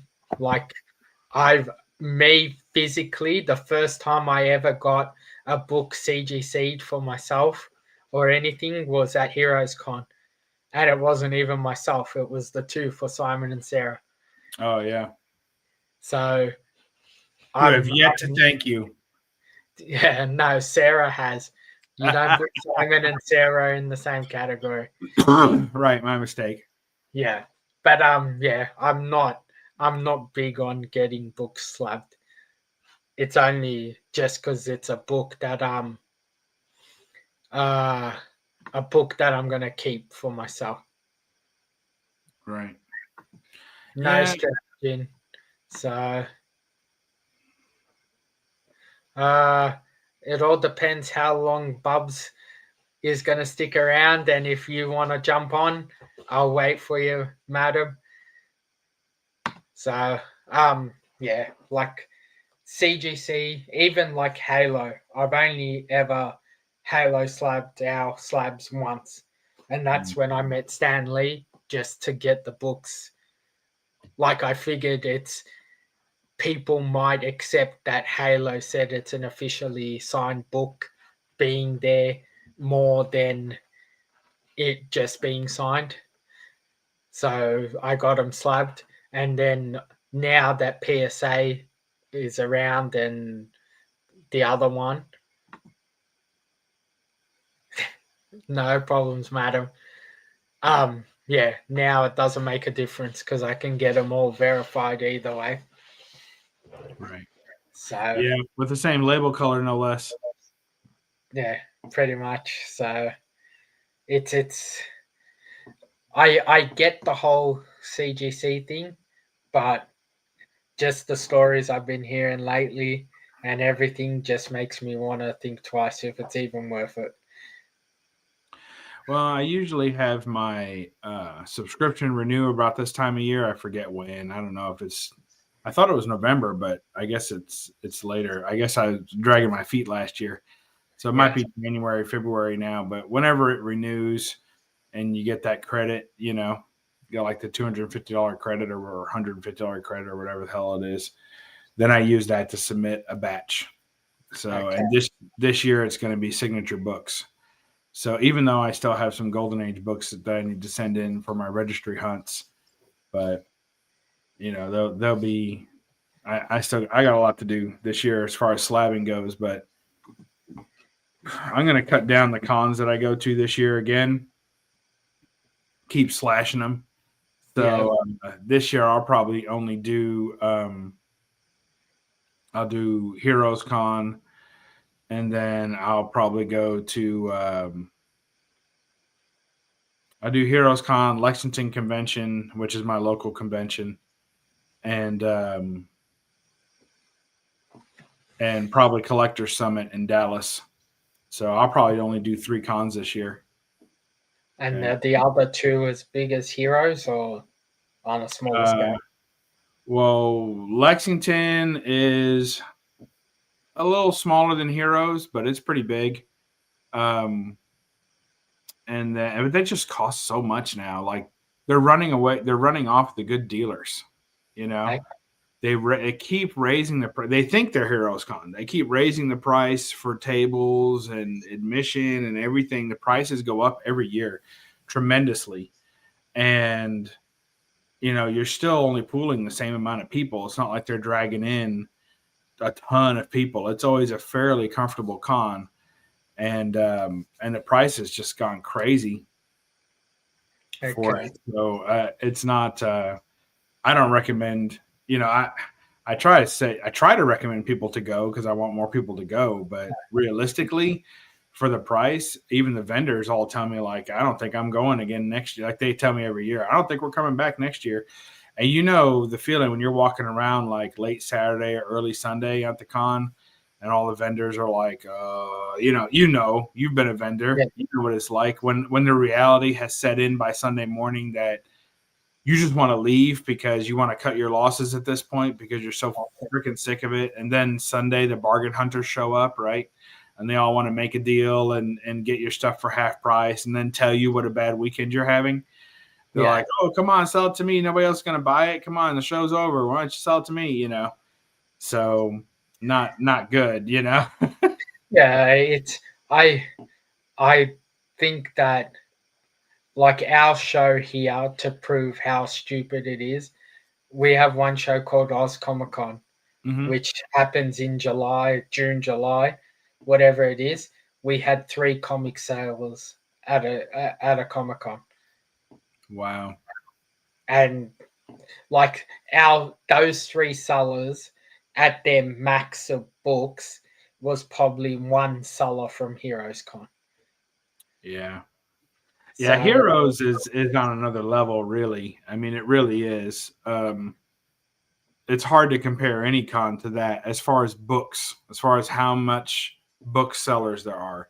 Even in Lexington, it's about 1/3 books and then a third artist and celebrity and then a third, merchandise, for lack of a better term.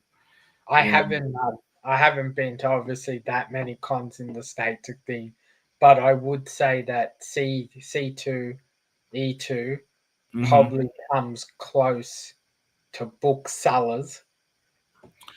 Yes, as if you're just talking about people selling books, but not Golden Age books, which is what I'm usually after. So if you're looking for, sorry, go. Yeah. I mean, it's a small distinction that's not important to a lot of other people, but when I'm looking for Golden Age, like most cons only have 2 to 3 Golden Age sellers at the most, and not a big selection at that. They're usually one decent one, a second one that's about half Golden Age, half other stuff, and then a third one that just has a box that you're lucky to look through, And but Heroes has countless Golden Age sellers, 20, 30 Golden Age sellers easily, and no other con even comes close to that. C2E2 is more of a normal convention where it's a lot of pop culture stuff and more modern books. Well, I was going to say that the one thing I did notice at C2E2 compared to Heroes, now I don't know if it was different this year at Heroes, but C2E2 had a lot more of those Marvel DC big books than I seen at Heroes. So I've seen a lot more copies of Amazing Fantasy 15 and Amazing Spider-Man 1, X-Men 1, those sort of things. But like at Heroes, you could probably go to every second seller and find a decent deal or work out something. Whereas at C2E2, you'd be lucky if you find one or two people in every line that were decently priced, if not willing to do deals if you were buying big amount of books. Yeah, that sucks. It was a lot different. So At that other one I go to, the Collector Summit, which is in November. I just went to it last month. It's a whale show or a grail hunt show. Like it's not for your average collector by any stretch. So it's nothing but big books. okay, And everyone, this is a show like I've been to conventions, especially as a Golden Age collector, but if you're any kind of big key collector, when you go to the shows, they'll often say, I didn't even bring that book. yeah, Like, I didn't even bring, oh, do you have this book? They're like, yeah, but I didn't bring that book. It's several $1,000s. They're the average book at one of those other shows, not necessarily Heroes Con, but the others, they're not even bringing books that are over, $5,000. Like they just leave them at home, And then when you go to like the Collector Summit, there's $20,000 books on the wall, and okay. that's just something you don't see. A bunch of Superman #1s, a bunch of AF-15s are like dime a dozen at this show. You can pick up as many as you want in every grade, and a lot of old books that cost ridiculous amounts of money. And but it's cool. It's held at Heritage. That makes sense. Yeah. So which was nice. They give you the tour and everything. So I got to take the tour of Heritage and also you're familiar with mycomicshop.com. Yeah. So they host us as well. So we all go to My Comic Shop, do a tour, and then we go to Heritage for the preview night, and it's an open bar. Like the con has an open bar. So with your paid ticket, you get free food and drinks. And is that because the risk of being stolen? They say it's because the reason he's asking about, right, people not bringing their most expensive books to the cons. They say it's because no one here is going to buy that book. No one shows up to a small con with $30,000 in their pocket, ready to spend it on a book. That the likelihood is very small versus the risk, I guess, that they're taking. But at the bigger shows, sometimes you'll see those books. But then, like this show is filled with the books that people just don't bring to other conventions. They try and sell them online, and that's it at the most, And when we go to that show, there's always multiple booths, but then they also have. Don't worry, Zarz. It's a short story. I'll finish in a minute. Then they have tables set up, so you get free food, free drinks all weekend, right? And it's good food too. It's catered, and the drinks, like I said, open bar, so it's good stuff. And then they have, and then of course we go to dinner and have our friend groups, get together and hang out, go to people's houses and stuff. And then they do, like, they have a bunch of tables set up in the middle of the convention room that are for trading. Okay. So you can bring a case of books and set up on a table and buy and sell books without ever paying for a table, right? Yeah. So that's really cool. So a lot of people bring their little like protective cases. I don't know if you've seen them. They look like they're all foam padded and hard shell with locks on them, and a lot of them bring those and trade around on the tables during the whole show, which is pretty fun. The Golden Age is not something I really gotten into too much. I think it's a bit out of my wheelhouse and my interest as well, I would say. So, it depends what you like. I mean, a lot of people kind of work their way down to Golden Age. Like they'll start off with a modern book. I think most people start off collecting what they remember as a child. And so that's your first, whatever your comic age would have been. So I think that's your first love, and you start collecting that. And then as far as comics go, and I guess toys too, right? And then you start going back, and you're like, oh, well, what are the origins of these characters I enjoyed as a kid? So it depends on what characters you liked, and then that kind of brings you back into another group, right? So if you're a Batman DC collector or something, that's going to get you all the way to the 30s, if you keep digging far enough. And what's interesting is I think DC is the biggest, because Marvel's, that's 60s, right? So Yeah. if you're a big Marvel guy, you're probably not going to get any deeper than the 60s. So you're stuck in the Silver Age, right? You're never getting out of the Silver Age. But if you're a DC collector and you're serious about your first appearances, there's hardly any major first appearances in Silver Age DC. You got the Flash. That's pretty much it. The rest of it is all reimagining of Golden Age characters. So you start going back, you want the first Green Lantern, you want the first Batman, you want the first Joker, you want the first Catwoman. I mean, where are you going to get all those? You're going to have to go to the Golden Age to get them, And then once you get that deep, now you're in trouble. Now you're spending some serious money. So I think there's 2 Golden Age books that I'm looking at, and I know I'll probably never get them. But I think it's more fun 4 and 5, which is first Green Arrow.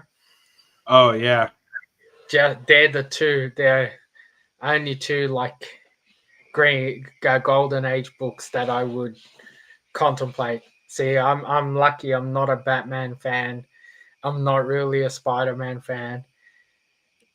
I'm an X-Men fan, and I finished that run, so I don't have to worry about that stuff anymore. Oh, that's nice. Or Spectre books too. Yeah. When how far is X-Men? I guess that takes you back to the 60s too, right? 63. Yeah, 60s, 63. Yeah, started in 63, and that's all done. And all the other stuff that started in the 60s. So, like, I'm not a Spider-Man person. I'm not really a Fantastic Four person. Me neither. So, the Avengers I like. So, I might get an Avengers one eventually, but that's still 60s. So, there's nothing. My wife doesn't like the Thor from the 60s. She thinks he's just too blonde and too long-haired. Yeah, she doesn't care for him. She likes the movie Thor. She likes the movie version of Thor, but she doesn't like the long blonde-haired version. She's not a fan of all that. So she likes the Australian version of Thor, not the American version. Exactly. Smart woman. Yes. Although some evidence would suggest otherwise. Yeah. I think she's still smart, Bubs. When she found you were probably better shape, better. I was long locks. Yeah, I was definitely in better shape when we found each other, and it's funny, it's people change, but I'm telling you, this year I'm gonna be the same. I don't think I'll change it. Not even gonna bother. I think everyone says they're gonna change, and then they never do. Yeah, or they change and then they change right back. It's like one of those things. Like when I see someone, lose a bunch of weight, I never try. I always make an effort to not go overboard in my compliments. They're like, "Oh my God, it's amazing! Oh, it's so amazing! You look great! You look great!" Because oftentimes they go right back, like they stay that way for like a year or less, and then you feel bad. You're like, "Oh, you looked great. Are you not still doing that? What happened?" So you try to just be like, "Hey, especially if it's someone that's inconsequential to me, as far as what their weight or health is like, you're happy, I'm happy, we'll all be happy." I very much fall into that.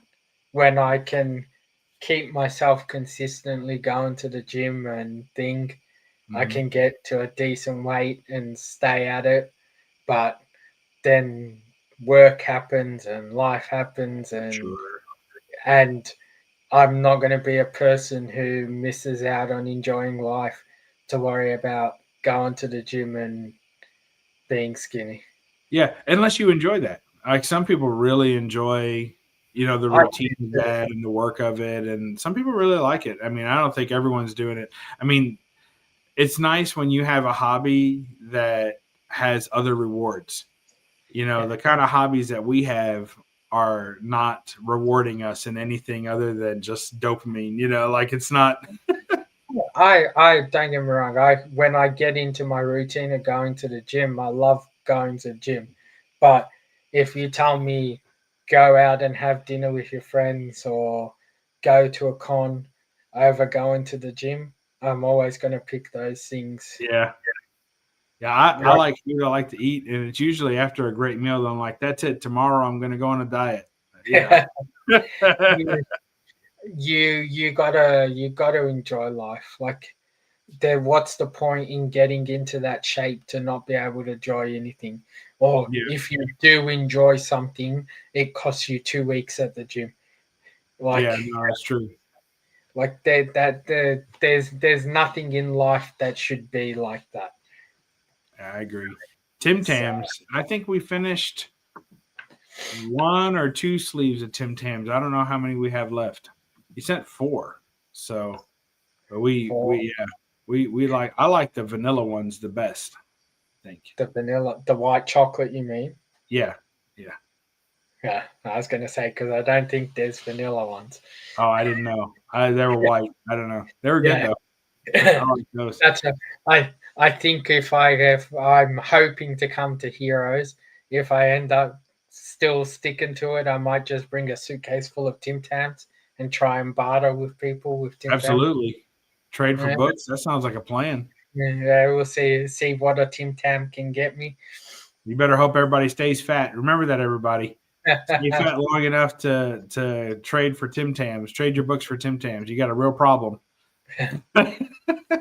I'll bring some high class Tim Tams. I'll bring some freaking Oh caramel yeah. ones and some Bring some vintage ones, some yeah collectible Tim Tams. Yeah, that the sounds like originals.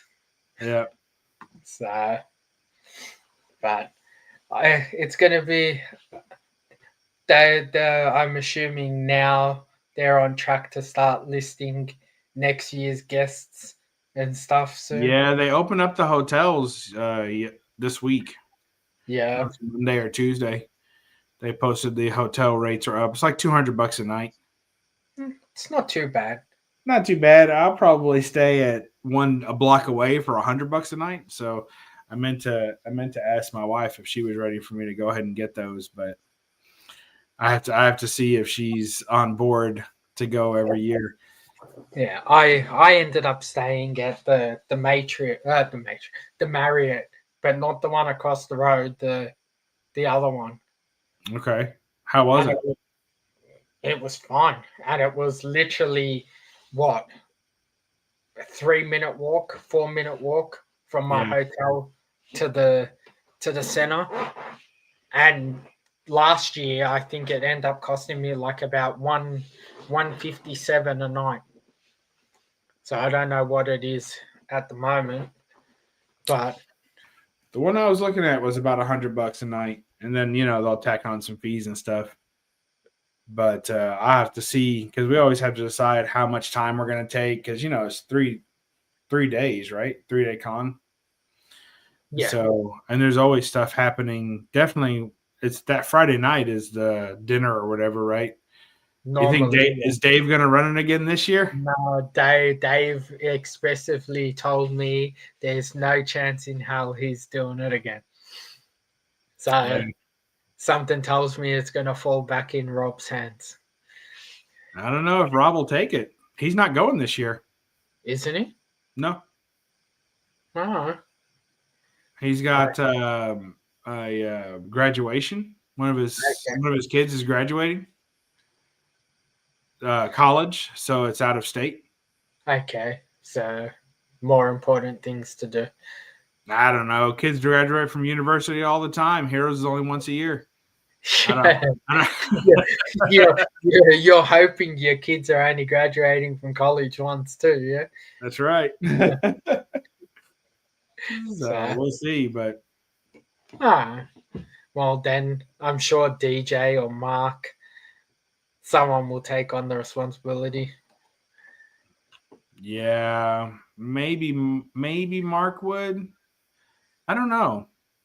It'll be interesting to see if anyone really does take it up because it's a lot of it's a lot of people say thank you. You know, I would say 8 out of 10 people are really happy with the experience, Yeah. but those 2 out of 10 are very vocal. You know, Um, I remember the people complaining at the one I was at, yeah, and they really didn't have any reason to, but I remember it. yeah, So, and that was to me that was probably the best one, the one you went to. Now the yeah, year before that, it was rough, and they ran out of food, and it was in a rough area. And then that one that you went to was probably the smoothest one, I think. It was in a nice area. It was a nice place. We had our own area. You know, other than every single menu item being made of buffalo, yeah, you know, that was about like everything to eat was orange. Like that was a little bit much. But and you I think did we pay for our own drinks that night or something? yeah, Yeah, so that was kind of weird. But but it worked out, you know, and it was a good area, very good loungy type area. And then, you know, Dave's was just a debacle. But it was fun. Like I had just as much fun at that one, and it was a good area, and it was a really nice place, and just no food, and the drinks were confusing, and it was just what it was, you know. But you know, Dave, he's like me. He didn't give a crap, you know. I mean, he did a little, but after a few of his, what do you have, a white wine spritzer or something? After a few of those, he was fine. we're gonna blame it on the English accent. It's not the Australian; it was the English side. Oh, 100%. It was a completely British botch job. Yeah, Yeah, he absolutely. he didn't have the Queen behind him to No, make he sure didn't. he was doing it good. But we had a good time. I really enjoyed my time with Dave that night. Like we had a really good time, and we hung out a lot, got to talk a lot, and laugh so much, you know. And it's all good stuff. Uh, Everybody really enjoys themselves. So I don't know why people get so bent out of shape if it's not perfect. You know why? Because they pay. If it was that, free, nobody would complain. You know, yeah, well, you still have a few people complain because some people can't help themselves. But my big thing is you know you're coming to something like that. You Mhm. know, like you, it's not like you're going to a dinner where they're coming to serve you at your table. So Right, you want food, you have to get up for it. You want drinks, you have to get up for it. If Mm. you're not paying attention or see that the food comes up and you see everyone else walking with food, but you stay enticed in your conversation and Yeah, then go for food later and there's nothing there, that's on you. yeah, but that's not what happened. Yeah, I know, Um, but like at the one I showed up to, yeah. that was the big thing. Like there was plenty of food, but everyone got to it, and you may not have gotten something that someone else got. Right, yeah, that's true. That's on you not getting up quick enough to get it. Yeah, but Not at Dave's, it was like 5 people trying to split a cheese stick with Vogs. It was a little tough. Yeah. uh, and I don't think Vogs is the sharing type either. No, he was like, well, he was, but it was weird. He would like holler across the room and be like, Bub, there's a cheese stick. Bub, you want me to hold it for you? I'm like, don't touch it. You know, meanwhile, there's 5 people waiting for that cheese stick, and he's like hollering at me, oh, I got you a cheese stick. You want me to hold it? He's a sweet kid. He is. Well, my wife has delivered some morning coffee. Uh, So see, you're the smart one here that you've worked out how to keep your wife. Let me tell you something. Every day I make sure that I do something to help keep my wife. Like that's that's my top of my to-do list is be nice to her. Yeah, So it's everyone the goal else of the I'm not day. generally nice to, but yeah. Favorite beaver. It's a beaver. Look at that. Isn't that great? That's from what's it called? It's a Bucky's. It's a gas station here.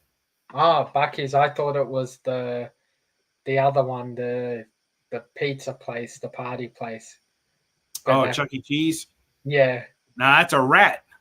is This it? is a beaver. Okay. You don't know a beaver from a rat. That's rough. Okay. All right. Well, Matt, I'm sorry I missed you. Shaun, it's good to see you. Always a pleasure. Glad to see you. Are you gonna keep going on? Yeah. Madam, I'm or just Thursday mornings? I'm sending Madam the link now. I used to have you on my phone for a notification every time you went live, but it never worked because my phone would be on silent for the night because I was sleeping. So I would always wake up and I have a missed notification that you had gone live, and by the time I got to you, you were off. So it happens. But It does. So all right, well, be good. Enjoy the rest of your morning or day or afternoon or whatever you're experiencing right now. Nervous breakdown, whatever you got going on, enjoy it. And, I will. I'll try my best. Everybody skipped the gym today and eated Tim Tam. All right. Catch y'all later. Bye. Take care, buddy. So let's do this. I'm just getting it for you, Madam. Give me 1 second. So technology and me are not friends. So let's find it so I can send it to you. Where is it? Copy.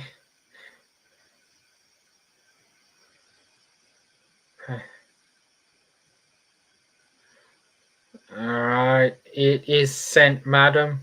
So maybe check your junk mail in case it went in there.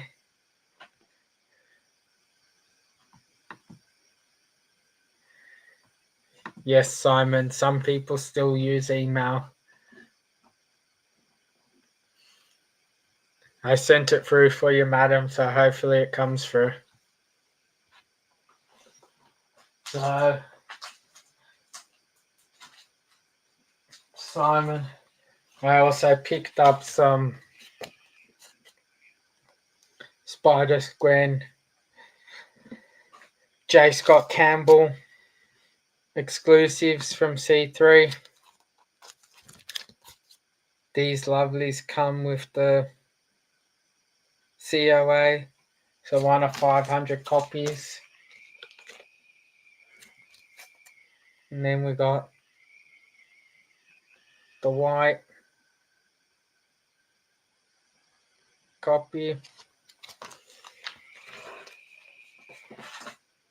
And before I forget, I finally got my lighting system done.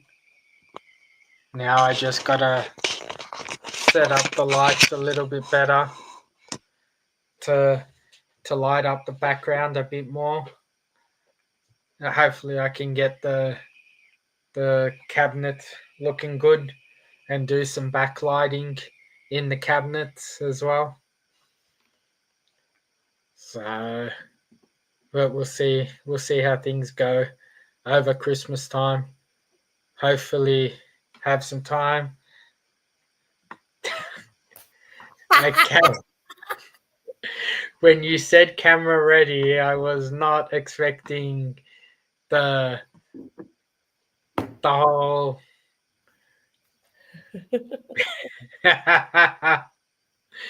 Thank you very much. Yeah, I sometimes it's easier to put this on than do my hair, so Okay. How have you been? Okay. I've been working on a sculpture of a cowboy. It's coming out pretty good. Okay. And still working on trying to get some commissions to go together so I can not live on the streets. How's that the contract for those pieces? Do you know what happened? Is that this government shut down, right?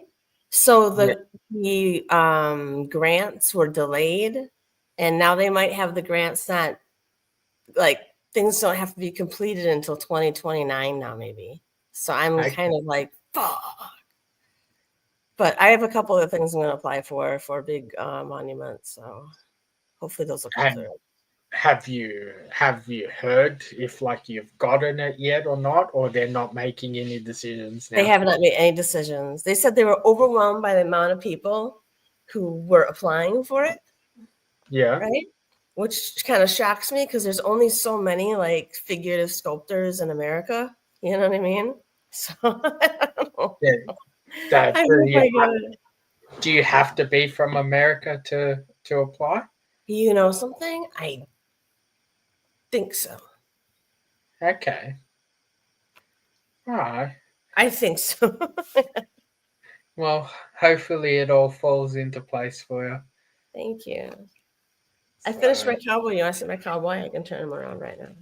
He's right next to me. all right. I'm pretty happy with him. He looks pretty cool, I think.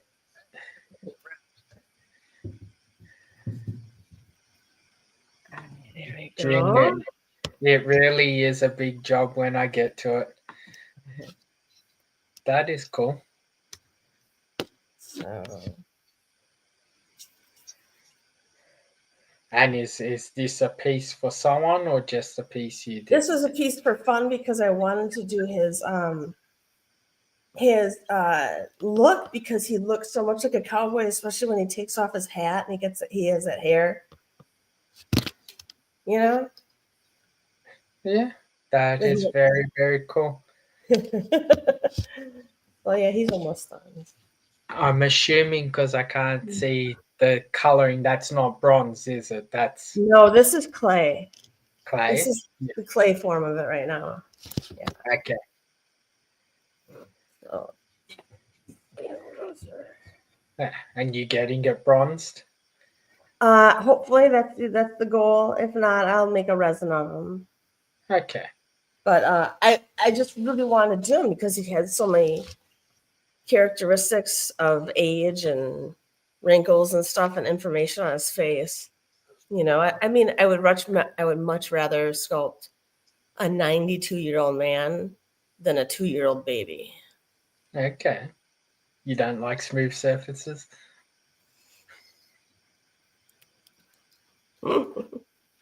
Okay.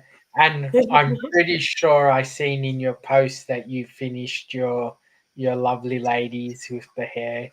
I did. She's all done. Yeah.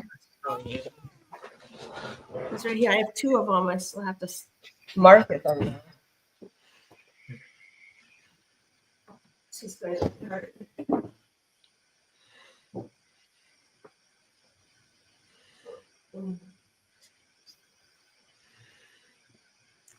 June, how is the move going, buddy?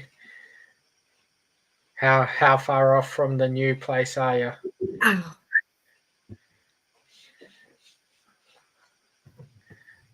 That is a This- very cool piece. This is heavy. Now, let me just try to. Yeah.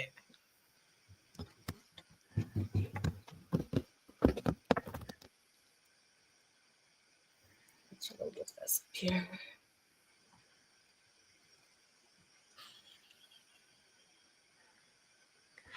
Okay. You can see all the effort and the work that went into that.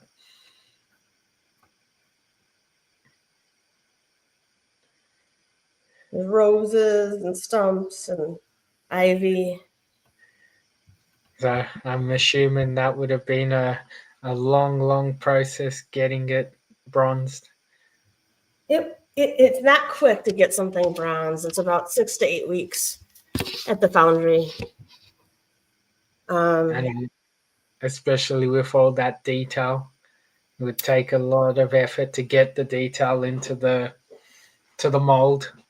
Well, all they do is mold it. They don't have to do any detail. They just have to backfill some spots that are too deep. Yeah. And then they go ahead and they mold exactly what I've done. Okay. So an interesting story about this piece. Yeah. Right around here, right? When I went to go look at, there's several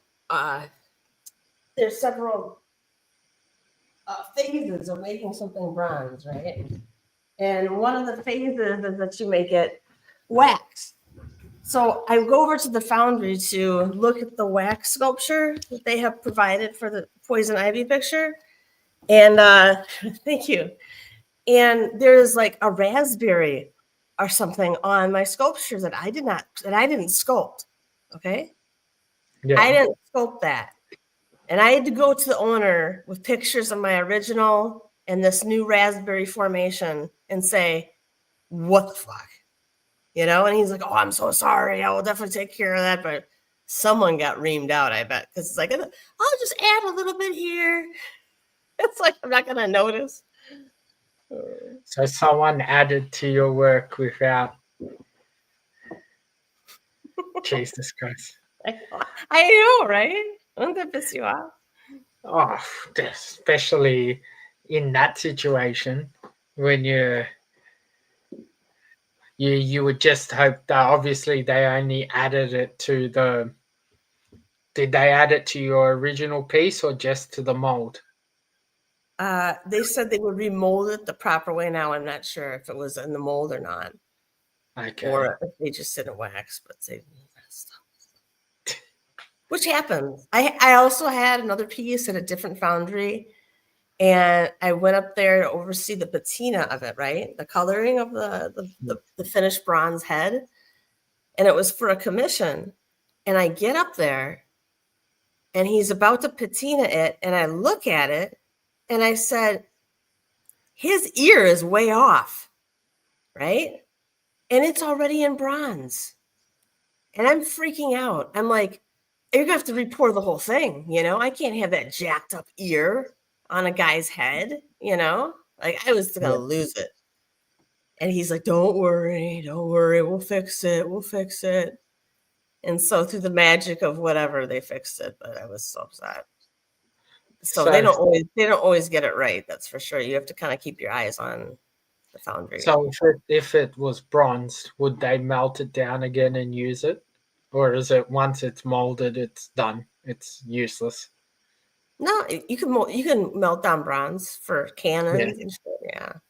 Oh, but they can't reuse it to make it again. They could just melt down that bronze, and it would just go into molten bronze, and they could pour it into whatever shape they wanted again. Okay. So it would mean that they wouldn't be losing out just time and effort more than just a whole lot of time and energy. Yeah, a lot of work. Than actual money. So. What are you doing? Are you drinking, Zarz? Do you have a new collection? Do you have anything new to add to your collection?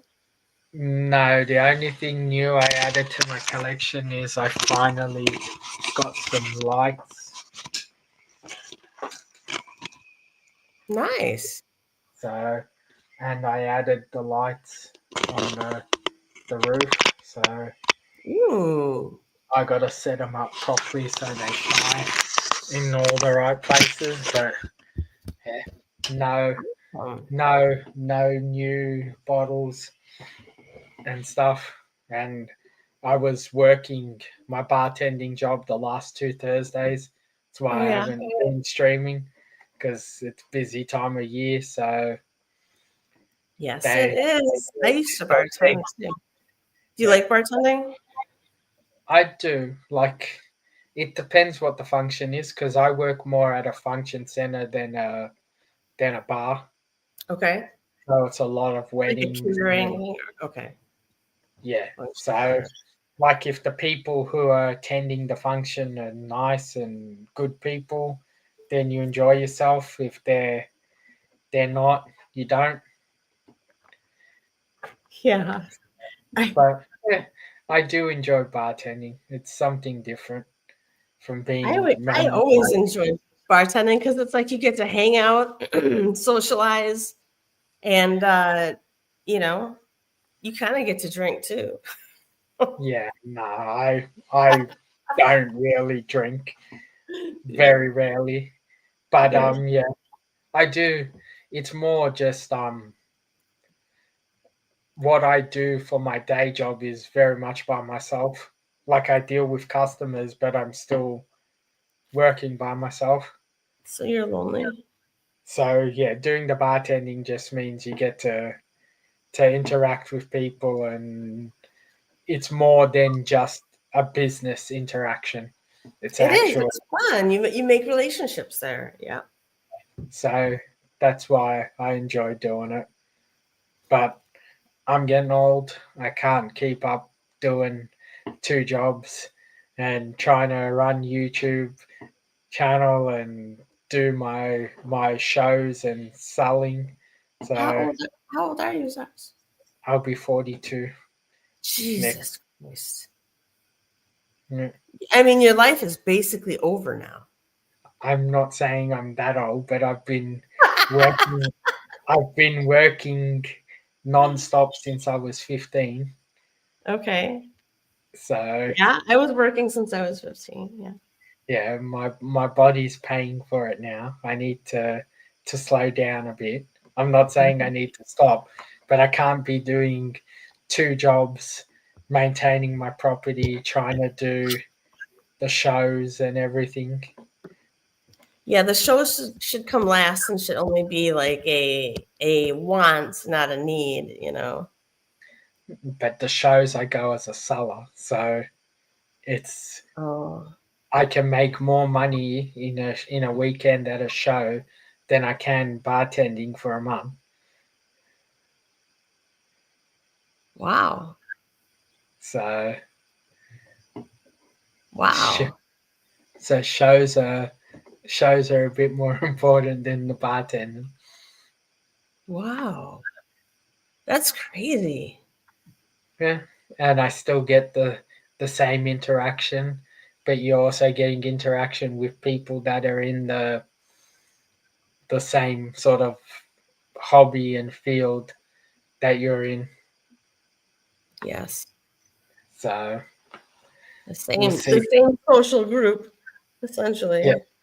We'll see how things go next year and see what I can keep up for how long. Are you gonna go to Heroes next year? I'm aiming to. It's hopefully nothing changes and causes me not to, but that's the aim. Yeah, we'll save your penny jar. Uh, but my thing is not so much the money; it's the time being able to get there. Yeah. How long does So, it take to be there? so to get to Charlotte will take me about 17, 18 hours. It's nothing. It's nothing. Yeah. Yeah. How I've often been are I've been on longer trips. I've done longer trips too, but how often are you doing 18 hours on a plane? I Man, know it's awful. I went to the Philippines as a Rotary exchange student when I was 18. And I traveled from Wisconsin to Los Angeles to Japan and then, down to the Philippines. And during that time that we were all traveling and all awake, traveling, constantly traveling, we were traveling for 24 hours straight without sleep, just catching plane after plane. my longest flight was the one I did in September, which was 32 hours. Holy shit! Where the So, fuck were you going? The moon? no, so I went from uh, Toronto to Hong Kong. Then I was in Hong Kong for like 6 hours. then Hong Kong to Melbourne. Oh my God. Total took 30 hours. So And you loved it, right? After that, you're like, I'm never traveling again. it doesn't worry me. I don't like my big thing is it's not how long I'm on the plane, it's just carving out that window of time for myself to be able to do it. So Right. like whenever I travel to the States or to thing, I leave on a day, I get to the States on the same day. But when I get home, I leave on, say if I leave on a Sunday, I'm getting home on a Tuesday. Jesus. So no matter when I leave, I always lose a day. You're time traveling. Yeah. So to carve out that window for heroes, I got to allow 2 days before to make sure that if I'm jet lagged or anything, it doesn't affect me at the show. Oh yeah. Then the 3 Like- days, 3 days of the show, and then leaving and doing whatever else I do afterwards. So it adds up. Whatever you do else afterwards, you'll be in Charlotte. You should make it a Yeah. long trip and go someplace else you want to go. You know, that's you always want to. I normally do. That's what I normally do. Yeah. Like I'll normally go to 2 or 3 states Cool. that I haven't been to. But Yeah. again, it's carving out the window to be able to spend 2-3 weeks there at that time. So, Have you been to Washington, D.C.? No, not yet. Yeah. I would recommend checking that out. I was there in 2009, and I was with a group of people. My ex had won some award, and so we were on like a week vacation, guided tours to Washington, D.C. So we got to see all the monuments and everything. It was so impressive. And we got to go in the White House, which I personally thought was a little small. Yeah. Okay. But I'll tell you what they gave me. I still have them. Hold on a second. June, that's great to hear, buddy. Was it the one you were telling me about, or a different house? Just a second. So Okay. So our tour took long because somebody's ID didn't match. So we'd all sit there and like wait outside to get security into the White House, right? We finally get in there and we get this, private tour. And at the end, they're like, we're so sorry that you had to wait and everything, but we're gonna give you something. okay. And they're like, we just don't hand these out to anybody. These are cool, right? Special.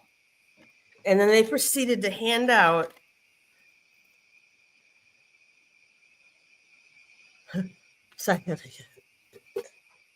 Barack Obama M&Ms.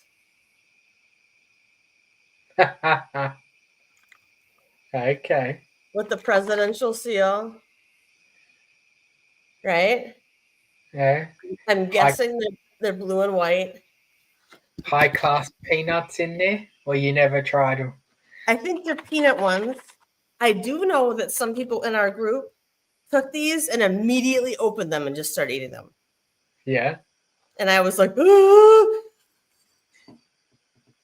disrespectful. Yeah. I'm going to assume they're red, white, and blue. That's what I'm assuming they are too, even though it has a yellow M&M and it's on the front.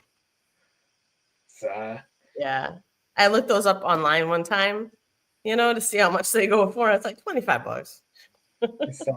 yeah, you can buy them from the gift shop. Oh, really?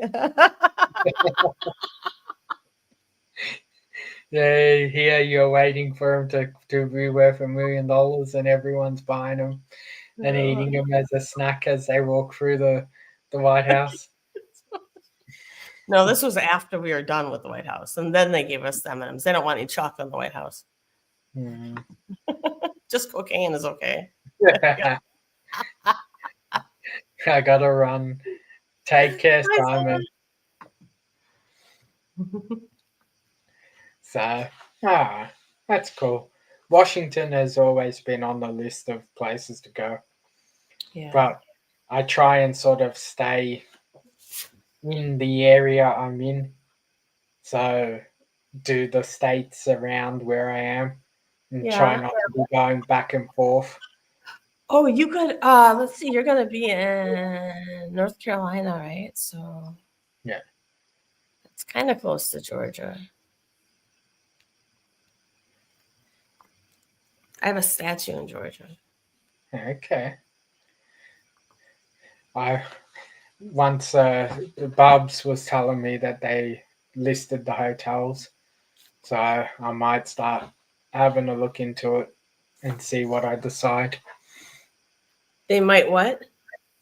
They've started listing the hotels, the Oh, ones through Heroes. dang. So have a look and see Yeah. what decision I make. I'm gonna have to do the same thing. I mean, I went last year. It was such the right decision for me to go because I looked forward to it, which is like half the fun of actually doing something is getting to anticipate it. That's right. And so, but it was a pricey visit, that's for sure. Yeah. But it was It is. worth it in every way, So Let's see everybody. double your price, and you're close to what my visit cost. So, All right. but it is well worth it, and I'm sure there'll be different people year to year. Mhm. So you get to catch up with old friends and then some new ones. So Yeah. And yeah, I really like this Heroes because it was the first time I went this year, but it wasn't crowded. Yeah, You were it like is. shoulder to shoulder with everybody. It was like there was room to walk and stuff. It was nice. It's not extremely crowded, depending where you go. Like some lines and some areas got a little bit, but not the whole show was. Right. Did I tell you that Lady Fantastic used me as bait to get into the Chris Claremont line? No. Yep. I was cosplaying Emma Frost that day, and she Yeah. wanted to go get a signature from Chris Claremont, her idol, right? Yeah. And so she's like, Stephanie's coming with me, right? So I'm in there, like just moral support, waiting in line. I don't even care about Chris Claremont, to be honest. Yeah. And I didn't even know he created the X-Men, which apparently he did. She told me. And so I'm in line, and some old guy walks by, and he's like, "Hello, Miss Stone." Right? Yeah. And Lady Fantastic looks at me, and she says, and I'm like, and then she's like, "Chris Claremont just came by and talked to you." Yeah. So we get up. So we get up to the line where we're like, two behind people who are getting like tons of things signed, right? And we're at the table patiently waiting. I got my Emma Frost outfit on. I'm bedazzled a little bit. And soon enough, it's Lady Fantastic turn. She gets up there and she's like telling him like how he affected her life and how he really meant something to her, how his books has touched her. And he was very receptive to that and find everything super nice. And then they were going to cut us off after two more people behind us and say that was it. Okay. Yeah. But the people in front of us who were signing all the books, who had all the books to sign, they asked to take a picture with Chris Claremont. Can I get a knuckle bump or something? Can I? And he said, "No, I'm getting over COVID." Right? Soon as Lady Fantastic comes, gets her stuff signed, Chris Claremont's like, "Can we get a picture?" Yeah. He preferred it was on his feed or whatever. And Lady Fantastic's like, "I knew I should bring you for bribery."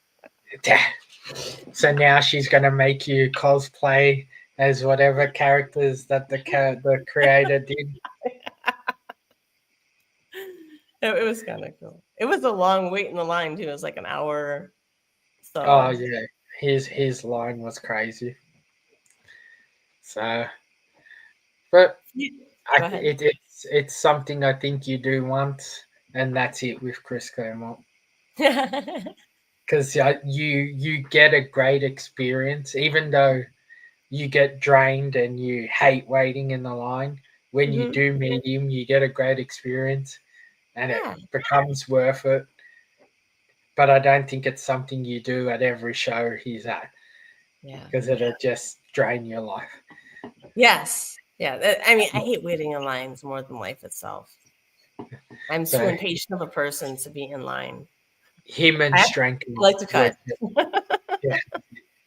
him and Jim Stranko were just crazy. I got in Jenny Friesen's line on Sunday when there wasn't that many people. You know? Jenny Friesen is normally pretty good, unless you get those people who bring a short box worth of books to get signed. I found her to be not as warm and engaging as I imagined her to be. You know what I mean?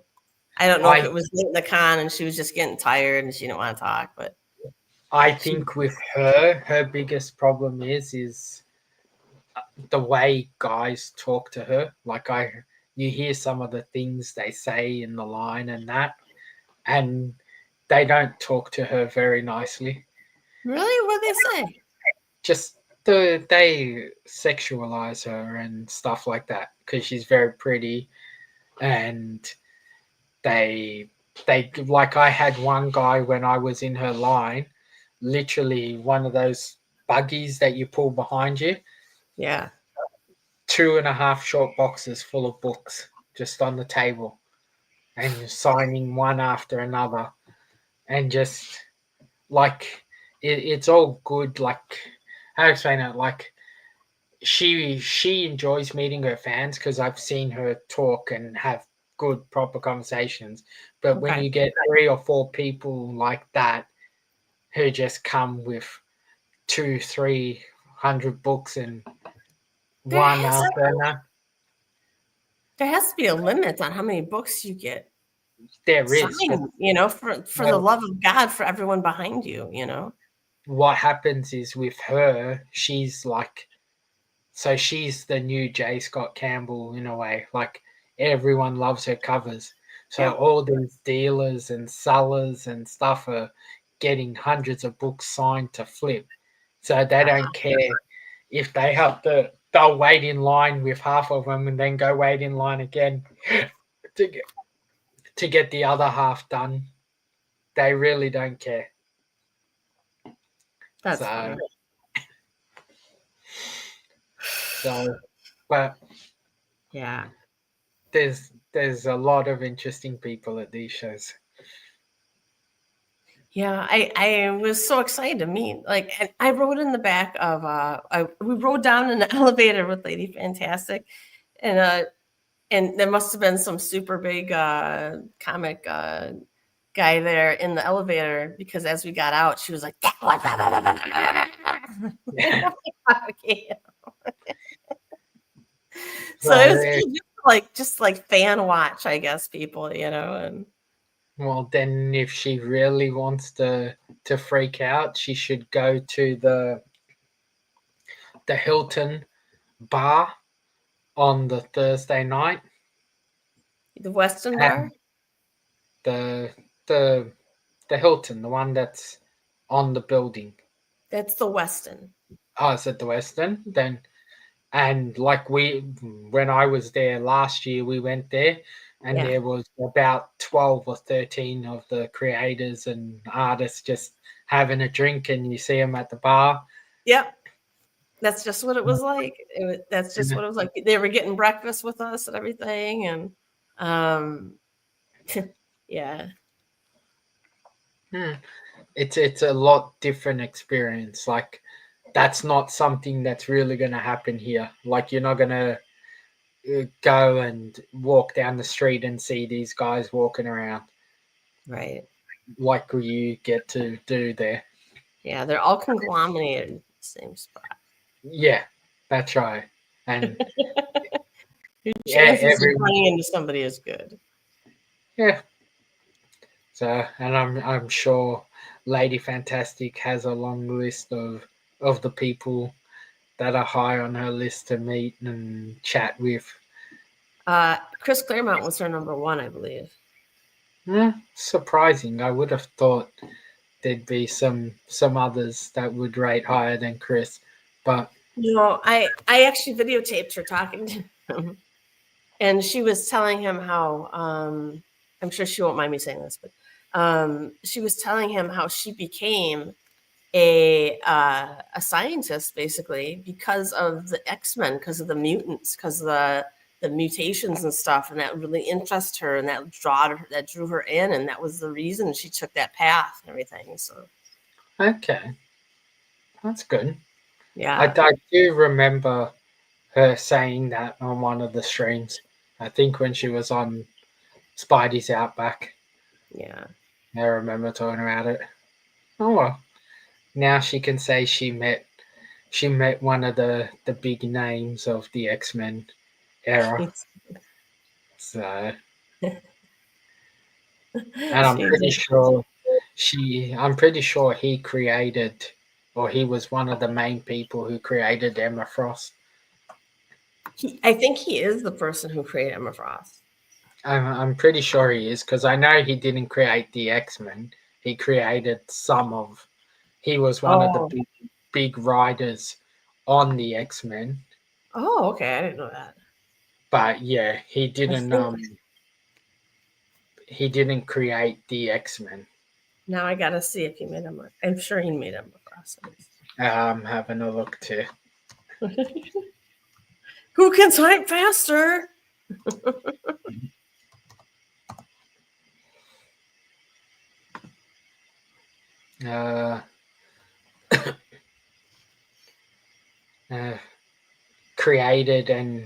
Created by writer Chris Claremont and John Byrne.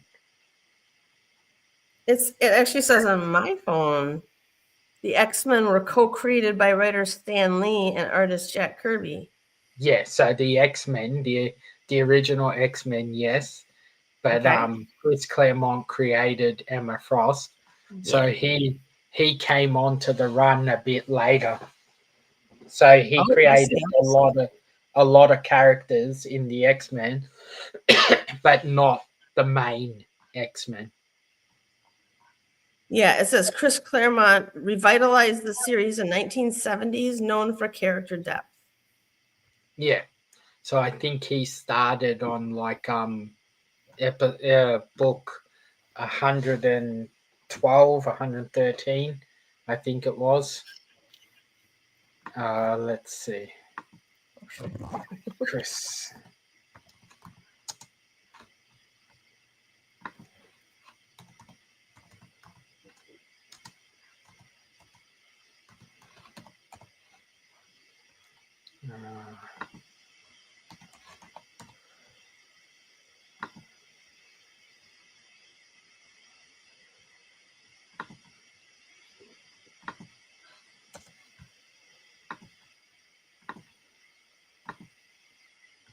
Chris Claremont.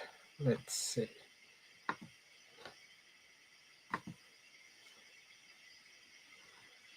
No, he was earlier. So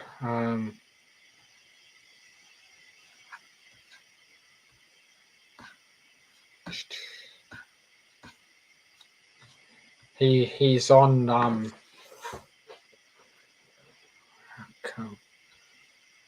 why is it not showing?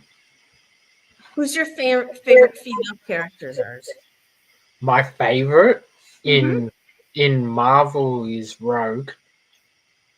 Oh, I could have dressed up as Rogue. I was just Rogue the other day. Yeah, so I like Rogue in Marvel. In DC, I would say probably like Black Canary, or Really? I'm not big on doing the mainstream characters. Oh, okay. So What is it about Black Canary that you like? I like the character. Like I like Green Arrow a lot. So like he's probably one of my favorite DC characters, and she's intertwined with him a fair amount. So by proxy, It's not because of her outfit, because of her magical powers. It's just because she's with oh Green Arrow. shit, no, her magical power set is cool. Her outfit is like I'm not a person who just picks a character because of an outfit. Like obviously I do I think her best look is the old school so I don't know if you can see it. Can you see the green arrow there? It's still too far away. Can you make yourself big? 1 second, let me make myself clear. So there. Okay.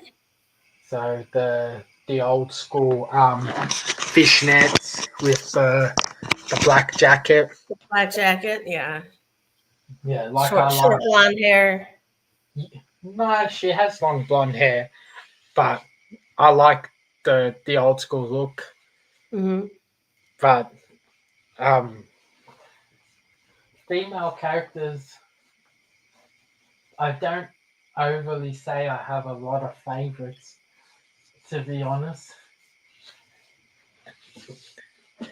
There's Oh. Raven.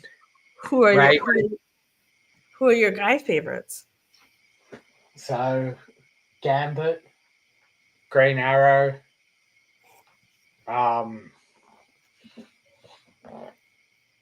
Wolverine. So I like a lot of the X-Men. The X-Men characters are pretty much my go-to. So all the females and males I'm gonna say are all X-Men. All right. So if you had to marry a female X-Men, who would it be? Rogue. Not Mystique, No. but Rogue would suck the life out of you. You can never touch her. We're talking about you're not talking about reality here, madam. If we're talking about reality and it wasn't Rogue, then I would say it'd probably be Storm. Storm. Yeah. Interesting. Okay. Why would you think Mystique? Because she can turn into anyone. She can be whoever you want, whenever you want. Who wouldn't want that? Yeah. But then you Yeah. have the same problem of if you're never wanting her, then why do you really have her? But you have her as well as her ability. Yeah. But And her if you're- intellect is very high too, I feel, right? yes, but if you're ever asking her to be someone else, then it means you're not wanting her. And I don't think that you just would want rate- someone else. Yeah, you're right. You're right. You wouldn't really be truly monogamous, but That's kind of monogamous, but I don't think it would rate too highly with her. instead of her putting on some, nice outfit, she just put on a completely different person for you. No, if you're marrying a Marvel character, who is it?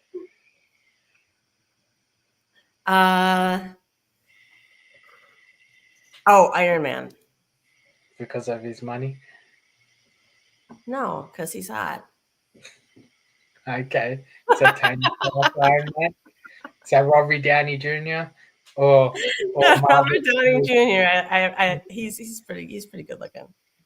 Okay. Okay, hold on a second. I gotta turn off my camera real quick. I'll be right back. No problem.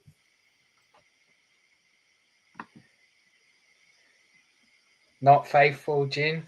Yeah, if you marry Mystique. Is that what you think? So, did the house you get, Jin, still have your workshop for you to do your stuff?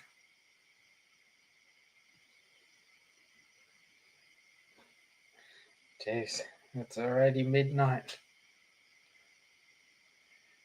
Yeah, I agree, Jin. So, Sorry. that's okay.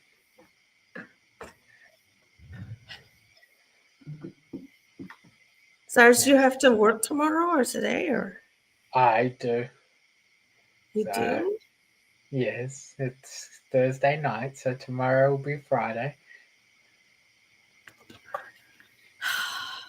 So, Sorry. So how much sleep do you get? depends what time I get off this stream. Now you make me feel a little bad. No. But yeah, normally about 6 to 7 hours. 6 to Also 7 hours. depends how long it takes me to get to sleep. Good night, Jin. Bye. Sweet So- dreams. So yeah, depends how long it takes me to get to sleep and how quick I actually sleep. Yeah. So, I think I have sleep anxiety. sleep anxiety. This is correct. I think I lay in bed and I will be so anxious that I won't be able to go to sleep and that I will have a crappy day the next day because I won't have gotten any sleep, that it perpetuates in my mind in a cycle.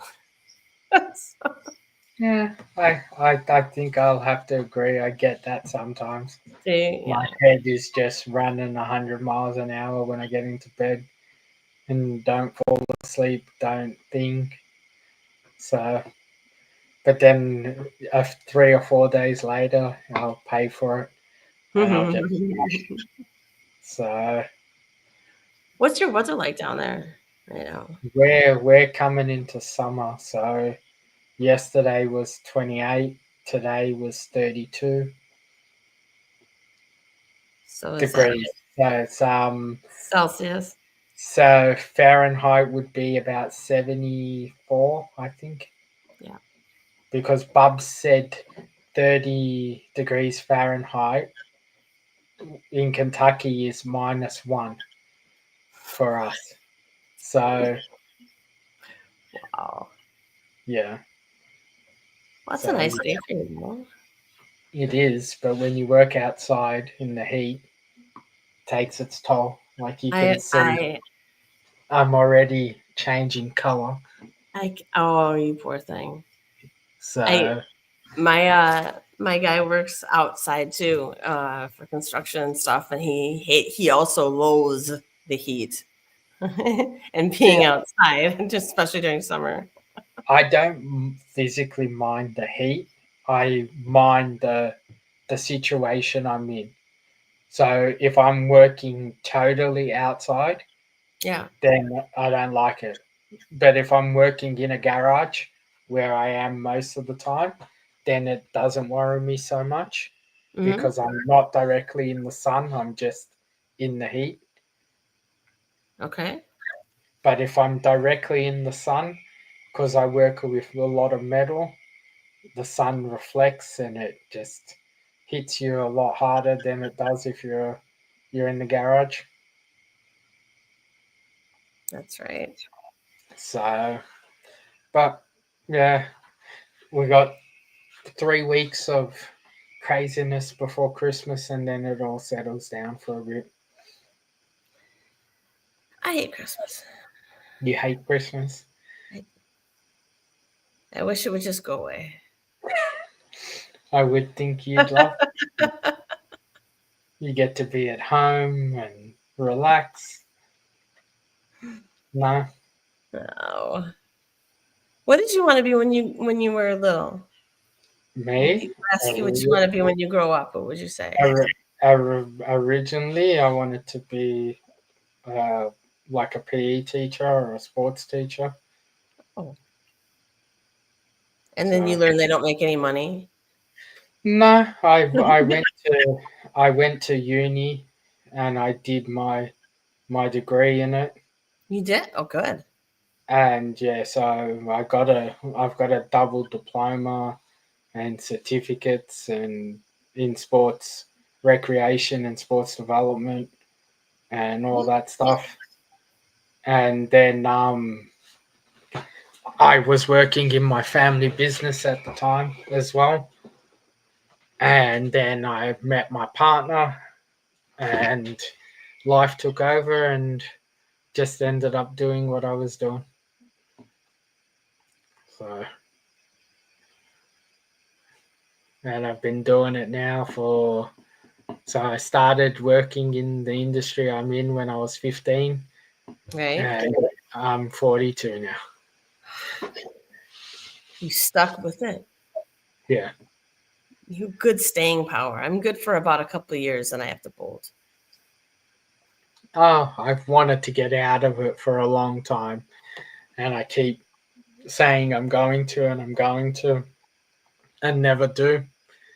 But now I'm gonna slow down. Are you? You're not giving up on your dream though, right? Dream of what? Your original boyhood dream. Nah, there's no way I'm ever gonna do that.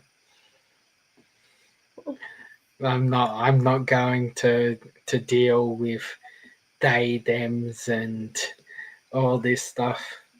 Nah, not happening. It's awful teaching. Teaching is awful. and I can only imagine it being worse now. Yeah. I So- did some substitute teaching. I've taught everything from kindergarten for a couple of years to at-risk kids in middle school to at-risk kids in high school. And I'll tell you, there was a cop walking around the school, and he was talking to me and he's like, yeah, I used to be a teacher too. I was like, really? That's cool. Why'd you change? He's like, because my job's easier now. I would say if I'm ever gonna get into that field, the only way I would do it is like a special needs teacher. Yeah. Just deal with the 3-4 kids you might have. Who have serious problems. Yeah. Yeah. There's no way I'll ever be able to be in a school where a guy walks into the women's toilets or women's change rooms. So It's so absurd, isn't it? It just blows my mind that the common sense of humanity has just gone out the window with that topic, like maybe they should be in the locker room. It's like, who the hell do you think? Do you have any children? Do you have a daughter? No common sense. Like I don't get it. It's like they feel so bad they feel like they have not been righted, so they're going overboard and trying to right everything for them, Yeah, but they're gonna learn that they went from being a small group of people who no one really paid too much attention to now in everyone's face, and I think it's backfiring on them because they're not getting the results they wanted. So it's just it's going to be interesting. So I have a quick game I can play with you real quick. Okay. You have a piece of paper and a pen or a pencil? Yes. Okay. To what extreme are you talking? Pen and I'm going to tell you to draw something, and then after you draw it, I'm going to interpret it for you and tell you what everything means. You're going to let me see if I can find a proper piece of paper then. You got to have a backing board back there somewhere, don't you? I've got paper, but I've got little paper and I've got big proper paper. Okay. All right. You ready? Yeah. All right. This is not about artistic and prowess here. This is just draw it. Okay. Okay. First thing I want you to do is draw a desert. It can be any kind of desert you want, but it's your desert. Go ahead and put a desert in your picture. Now, just backstage question: Is Yes. this going to be a big adding plenty things to it, or is it the desert takes up most of the page? The desert is the page. Is the page. Now, I've never seen a desert in my life.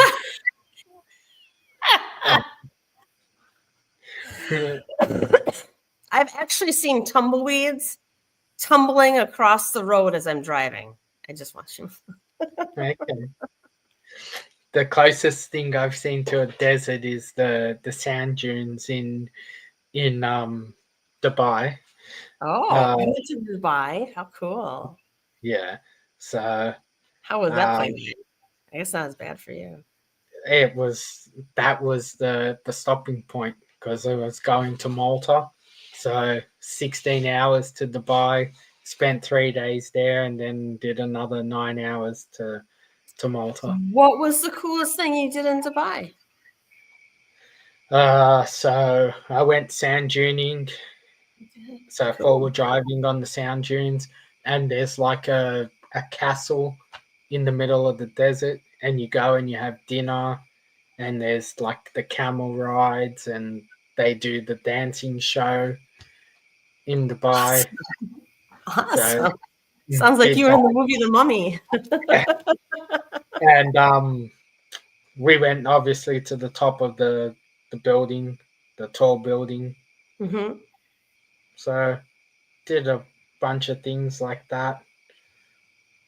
That's cool. So All right, Zarz, are you done with your desert? Because you should be by now. I should be. I'm getting there. One You're second. not getting scored for artistic merit. I'm not. I know. There's my desert. You don't show it to me. You don't have to show it to me. Oh. Just keep show me at the end. Okay. Now, next thing you put in your picture is you put a cube in your picture. A cube. A cube. It can be any kind of cube you want. It can be wherever you want in the desert, as big as you want, wherever you want to put that cube, you put that cube.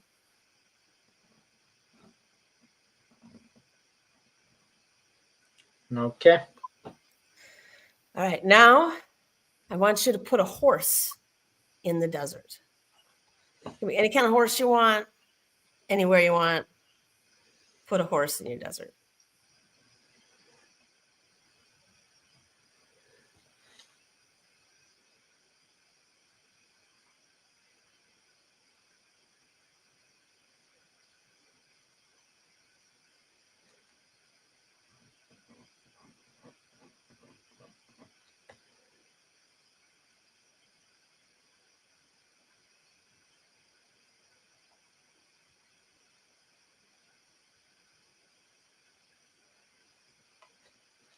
Okay. Okay. Now put a ladder in your desert. A ladder. A ladder.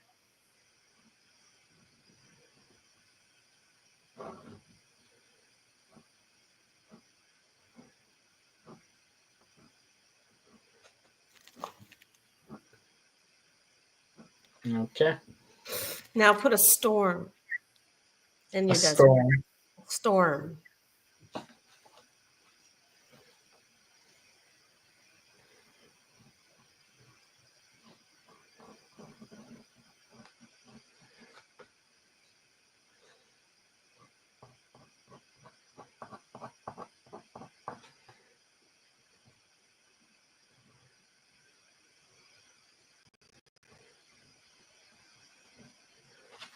Okay. Okay. Last thing, and this is optional. You may put flowers in your desert if you so desire.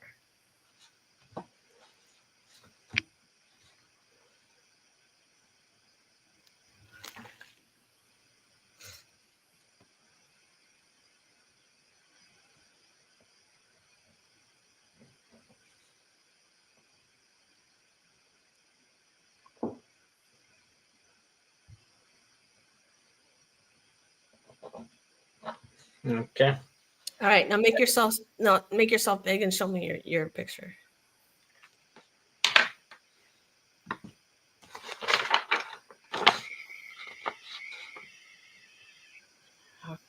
Oh, okay. It's hard to see off the back of the paper. Can you put something behind it? Yeah. There we go. Look at that. Okay. Now what everything means is the desert is your world. Okay. As you see it. You are the cube in the desert. Okay. Yeah. The ladder is your friends. And how many rungs you have on your ladder is about how many close friends you have. The fact that you have the ladder leading up to the cube is telling. I can't tell if your storm is far away, if it's coming or going. What is it doing? I put it that it was raining on the horse. Okay, I love your horse like it's a horse like stick, like a play horse. Yeah, which is hilarious because what it actually means is sexuality. Okay. So I've never seen anyone make a horse like that. So what do people normally do? That's not what people normally do. There's something seriously wrong with Just kidding. And then the last thing are the flowers, and the flowers were optional, and that just displays if you have creativity, how much creativity you have, which you have some. So. Okay. And there you go. If the storm is coming, that would imply like you're feeling like, tough times are coming, you're stressed and stuff. But if the storm is over the horsey pole thing, maybe you need some help in your love life. Okay. All of that may be possibly true. How spot on was I? I like how you make the cube up in the air, and then you put the ladder up in the air to the cube. I've never seen anyone do that either. That's cool. So 9 steps and 9 close friends, I would say, sort of on track. And they're close to you. You're connected. They lead up to you, so you're connected to them well. That's good. You have good friendships. And the flowers, I do think I have some creativity sometimes. Depends on what mood I'm in. But the whole storm thing, could possibly be true. See how accurate it is. So you're reading. You're good at reading people's pictures and lives. So. My mom taught me that. She was the professor. Okay. Let me do that. I remember when I did it, I had I made myself a tiny little sugar cube, right? Yeah. And then I had a horse, and I had a horse about to eat the sugar cube. So okay. So interpret that a lot of different ways. If people drew a big horse, what does that mean about their sexuality? That would be something of note of their sexuality for sure. Okay. Yeah. That's interesting. I think your own interpretation. You can do it yourself, Yeah. So. Yeah. Well. I like how you're floating though in the desert. You're not on the desert, in the desert. You're just inside the desert, unaffected by everything else. The desert is just there. Yes. So, hopefully everything falls into place. Yeah. So, what are you gonna do this weekend? Saturday I am babysitting my brother's kids for a little bit. They trust you with it? Yeah, sometimes. So, and then I've got a 40th birthday to go to. Oh, okay. And Sunday we have a show here in Oz happening. I haven't decided if I'm going to go or not. So it's a A show Christmas, what? like a comic show, but Oh, it's a okay. Christmas version. So they have like Santa, and people take photos with Santa and stuff. But it's not a great show. So Yeah. I'm sure if you're 5, it's awesome. yeah, haven't decided if I'm going to do that. If not, then I'll be housework, try and finish the flooring in the house and the painting and You're doing stuff. your own flooring? Yeah. What are you putting in, laminate? Yeah. Nice. Okay. So yeah, like I can get started Ooh, nice. so you can see the tiles. Yeah, this I like it. It's wood-esque. Yeah. So, I had to redo the floor in my kitchen twice because my refrigerator leaked once, and then my dishwasher also broke and leaked. And they had hardwood floors all throughout the kitchen and all throughout the dining room and stuff. And they'd have to come and replace it twice. So the second time they came to replace it, I'm like, I need stone, fake wood. Like, I need it to look like wood but be stone. Like, don't they seal the hardwood there? no, I mean it wouldn't matter because it would seep under the foam and it would be just a nightmare. It was awful. Okay. It was an awful idea to have hardwood in the kitchen. We normally seal the timber in the wet areas. Really? We Yeah. didn't do that. So No. yeah, you seal it and it gives it like a bit of a better protection. Huh. So the only way the sealed timber would go off is if you had like water sitting on it for days and days and days. Yeah. So, but Yeah, that was it. What do you what's the last thing you want for Christmas? What are you wishing for? in all honesty, haven't even paid attention to Christmas. Of course not, because you're not 10 anymore. But if you were, what would you want? A spaceship. You gonna get me a spaceship, madam? They have those now, I hear. A real spaceship, madam. I know. Right? Hey, you It's gonna send take me a little covert operations, but I'm sure I can pull you send me a photo of spaceship on Instagram and say here's your spaceship. I'll show you a picture of 3-Eye Atlas. What about yourself, madam? Oh, I think what I would want right now, if I had to choose anything, I would choose to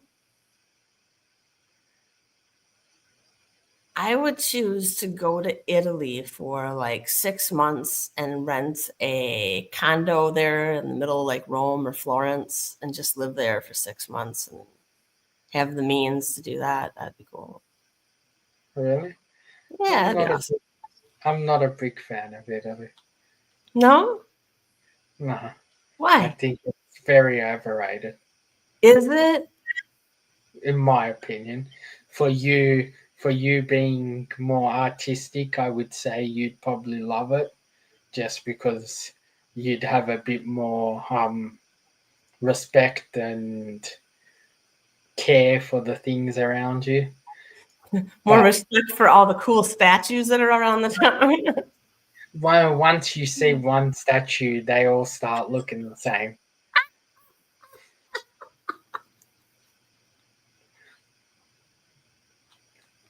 You know, true, man. You don't want to admit it because you're an artist, but you know it's true. It's not true at all. They're all different. That's That they are, but said that. they're not something that interests me. Oh, I see. Like even architecture is not something that really, for me, like the look of a building doesn't interest me. How the building went together does. What about the Guggenheim? Have you ever seen the Guggenheim Museum? No. I'm gonna pull up a picture, and I want your opinion. It was in Spain in San Sebastian, and it was So the coolest fucking thing ever. I went to the My Louvre. face doesn't my phone doesn't recognize my face now. Okay. Yeah. I went to the Louvre in Paris, Me too. and I've did like Vatican City, so I've been through the Oh, Vatican. you lucky dog. So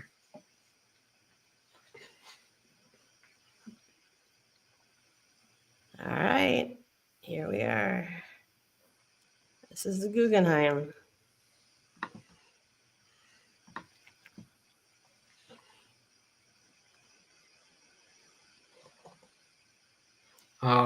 that's a unique building.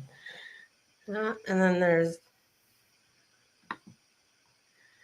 So that sort of reminds me of the. here's a better picture of it. Here we go.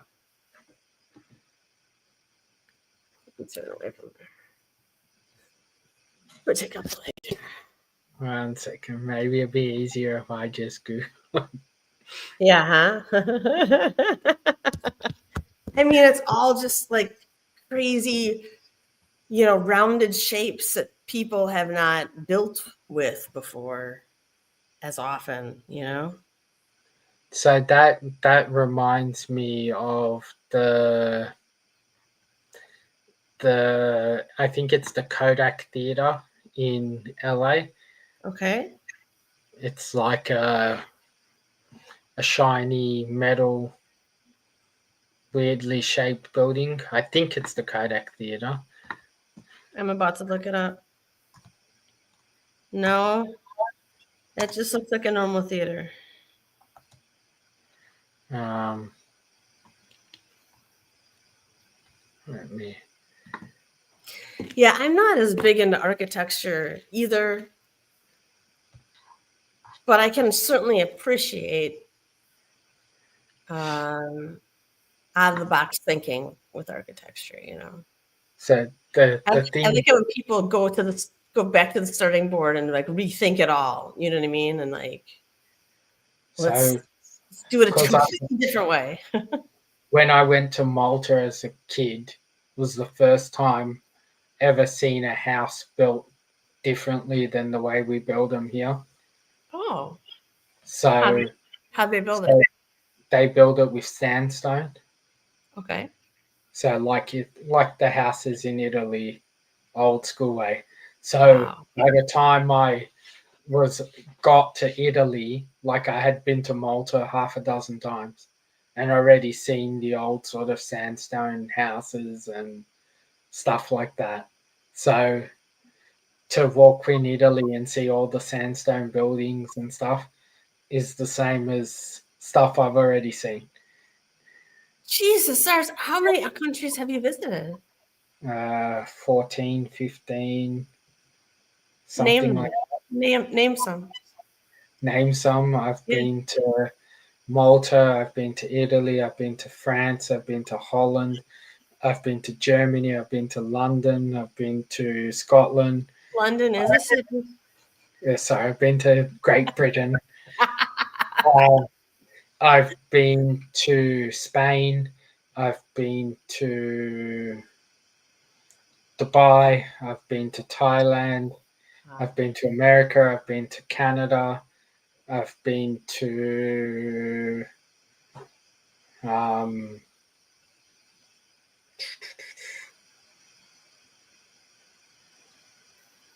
only at 8 right now.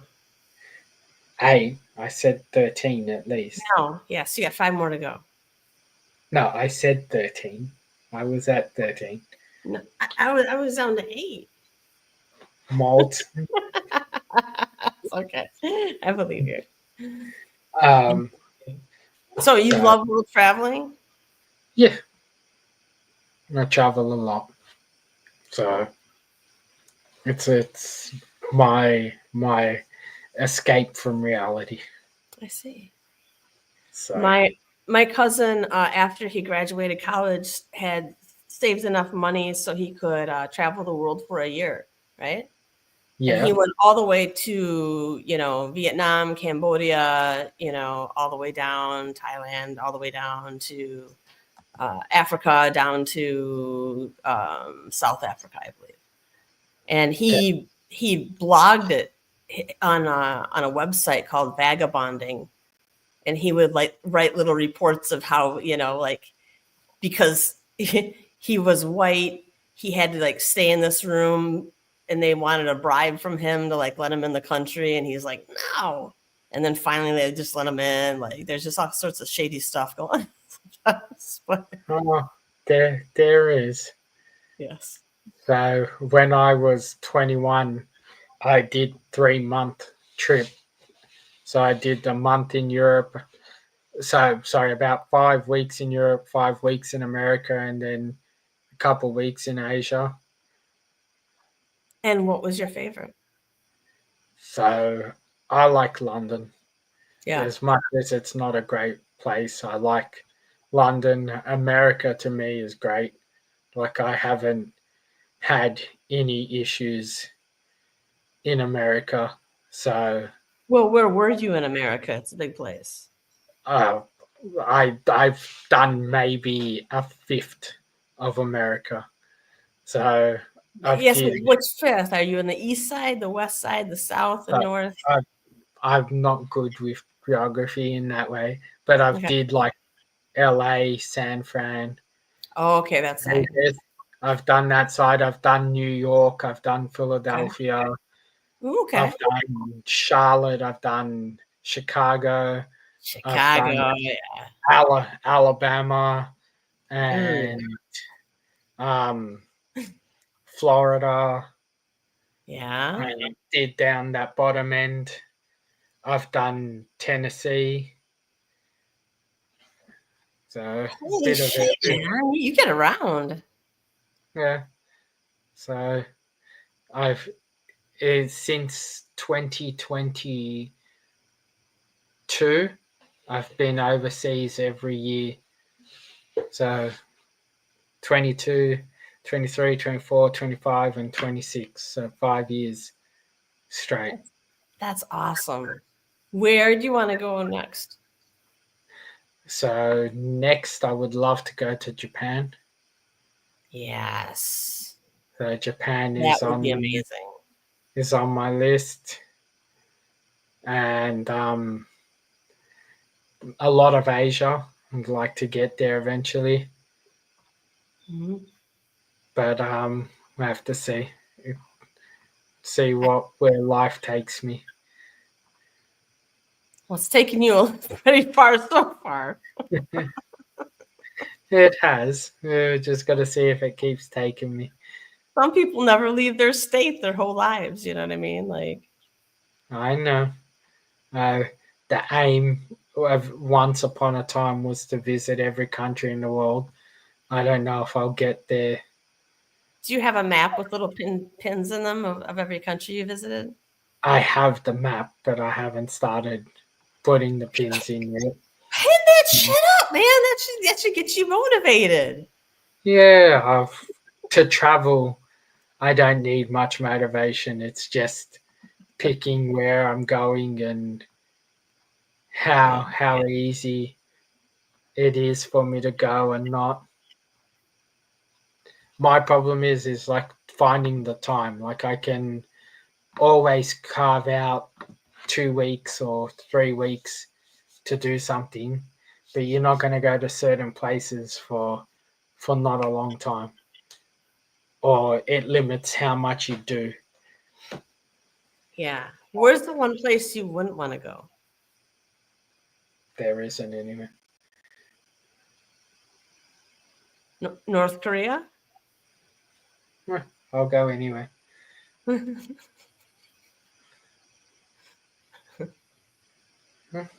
How can you say a place is bad if you've never been there? Because they don't allow anybody in. I'm sure they allow people in. You have to In remember. North Korea, not very many. It's pretty bad. You heard about Otto, right? Yeah, Yeah. I mean, but you have to remember everything can be the same. When, like right now, I'm not going to go to North Korea in any rush, but it doesn't mean that it could never go there. North Korea in 10 years' time could change leadership, change everything, and be a completely different country. do you know who the successor of Kim Jong-un is? No clue. I don't pay attention to It's probably a family member, I would guess. that. Probably. But it doesn't mean anything. So, but yeah, eventually, I'd like to say I've visited a lot of countries. You have, my goodness. I mean, I've been to Canada, Jamaica, Bahamas, Mexico, France, Germany, Netherlands, Belgium, Spain. I almost made it to Morocco, but my traveling companion who I was with forgot his passport in France. So we made it all the way to see the rocks of Gibraltar and couldn't go any further. And the Philippines. I was in the Philippines. I did Mexico. I forgot Mexico, so that's There you added go. to the list. Hey, buddy. Yes, what's up? Somebody else is here. I'm surprised. You and Bubs, I think, are two of the craziest people I know getting up at 3, 4, 5 in the morning. Bubs always gets up that early too. Yeah. Supposedly now. I don't know why, but so I can't do early mornings. I don't do. There's something about it. When I get up, it's like I'm up, you know? Like there's no Yeah. more like I'm going back to sleep. It's like all I'm the adrenalines are firing, you know? I'm the same as that. When I get up, I'm up, but I don't willingly get up at times when the sun is still down. That's the best time. Then you get to see the sunrise. I don't need to see the sunrise. I've seen it rise before. Oh yeah, I'll show you some cool sunrises. Yeah, I've seen the sun set over the desert dunes in Dubai. Yeah, My lighting here. God damn it. yeah. No, you can't see a thing, can you? It's all red. I can over a desert.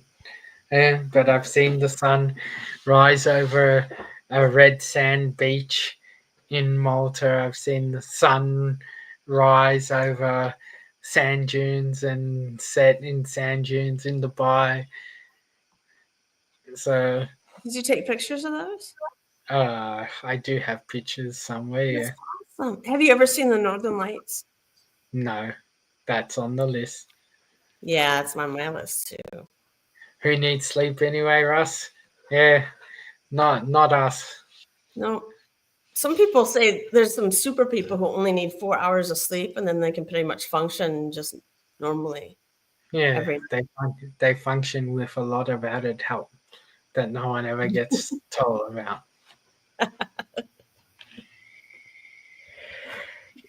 Yeah. All right, is it time? Yeah. I've seen the sunrise over Walmart. That must be a beautiful sight. You should take a couple pictures and send it to Walmart. Russ, I can say the same thing. I have to. And a Kmart as well.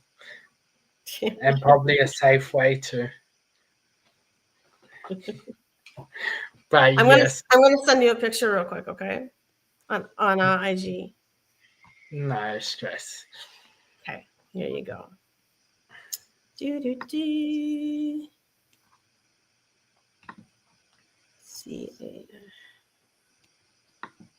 C.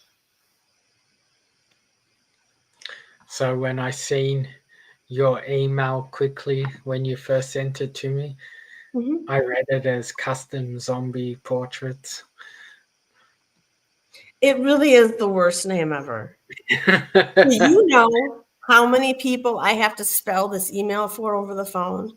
Because Yeah. they all think I'm saying custom brown portraits. And I'm Okay. like, oh no, no, no, no, no, no, no, no. That's not what I'm saying. Because I had Insta open on the computer when the message came up. I'm going, why is she sending me zombie portraits?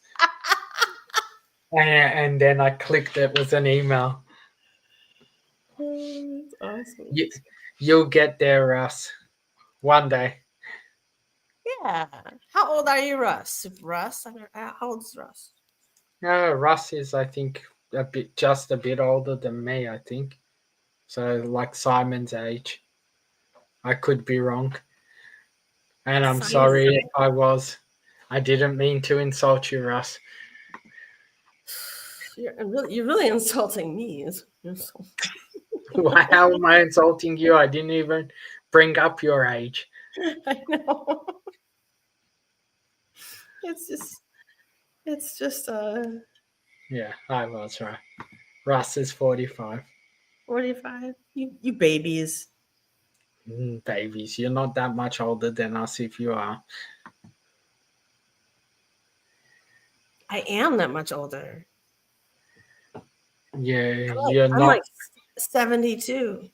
Yeah, keep dreaming. Makes me feel better to say 72. Yeah, you may have been born in like 72, which makes you like 53. No, you aged me. I'm not 50.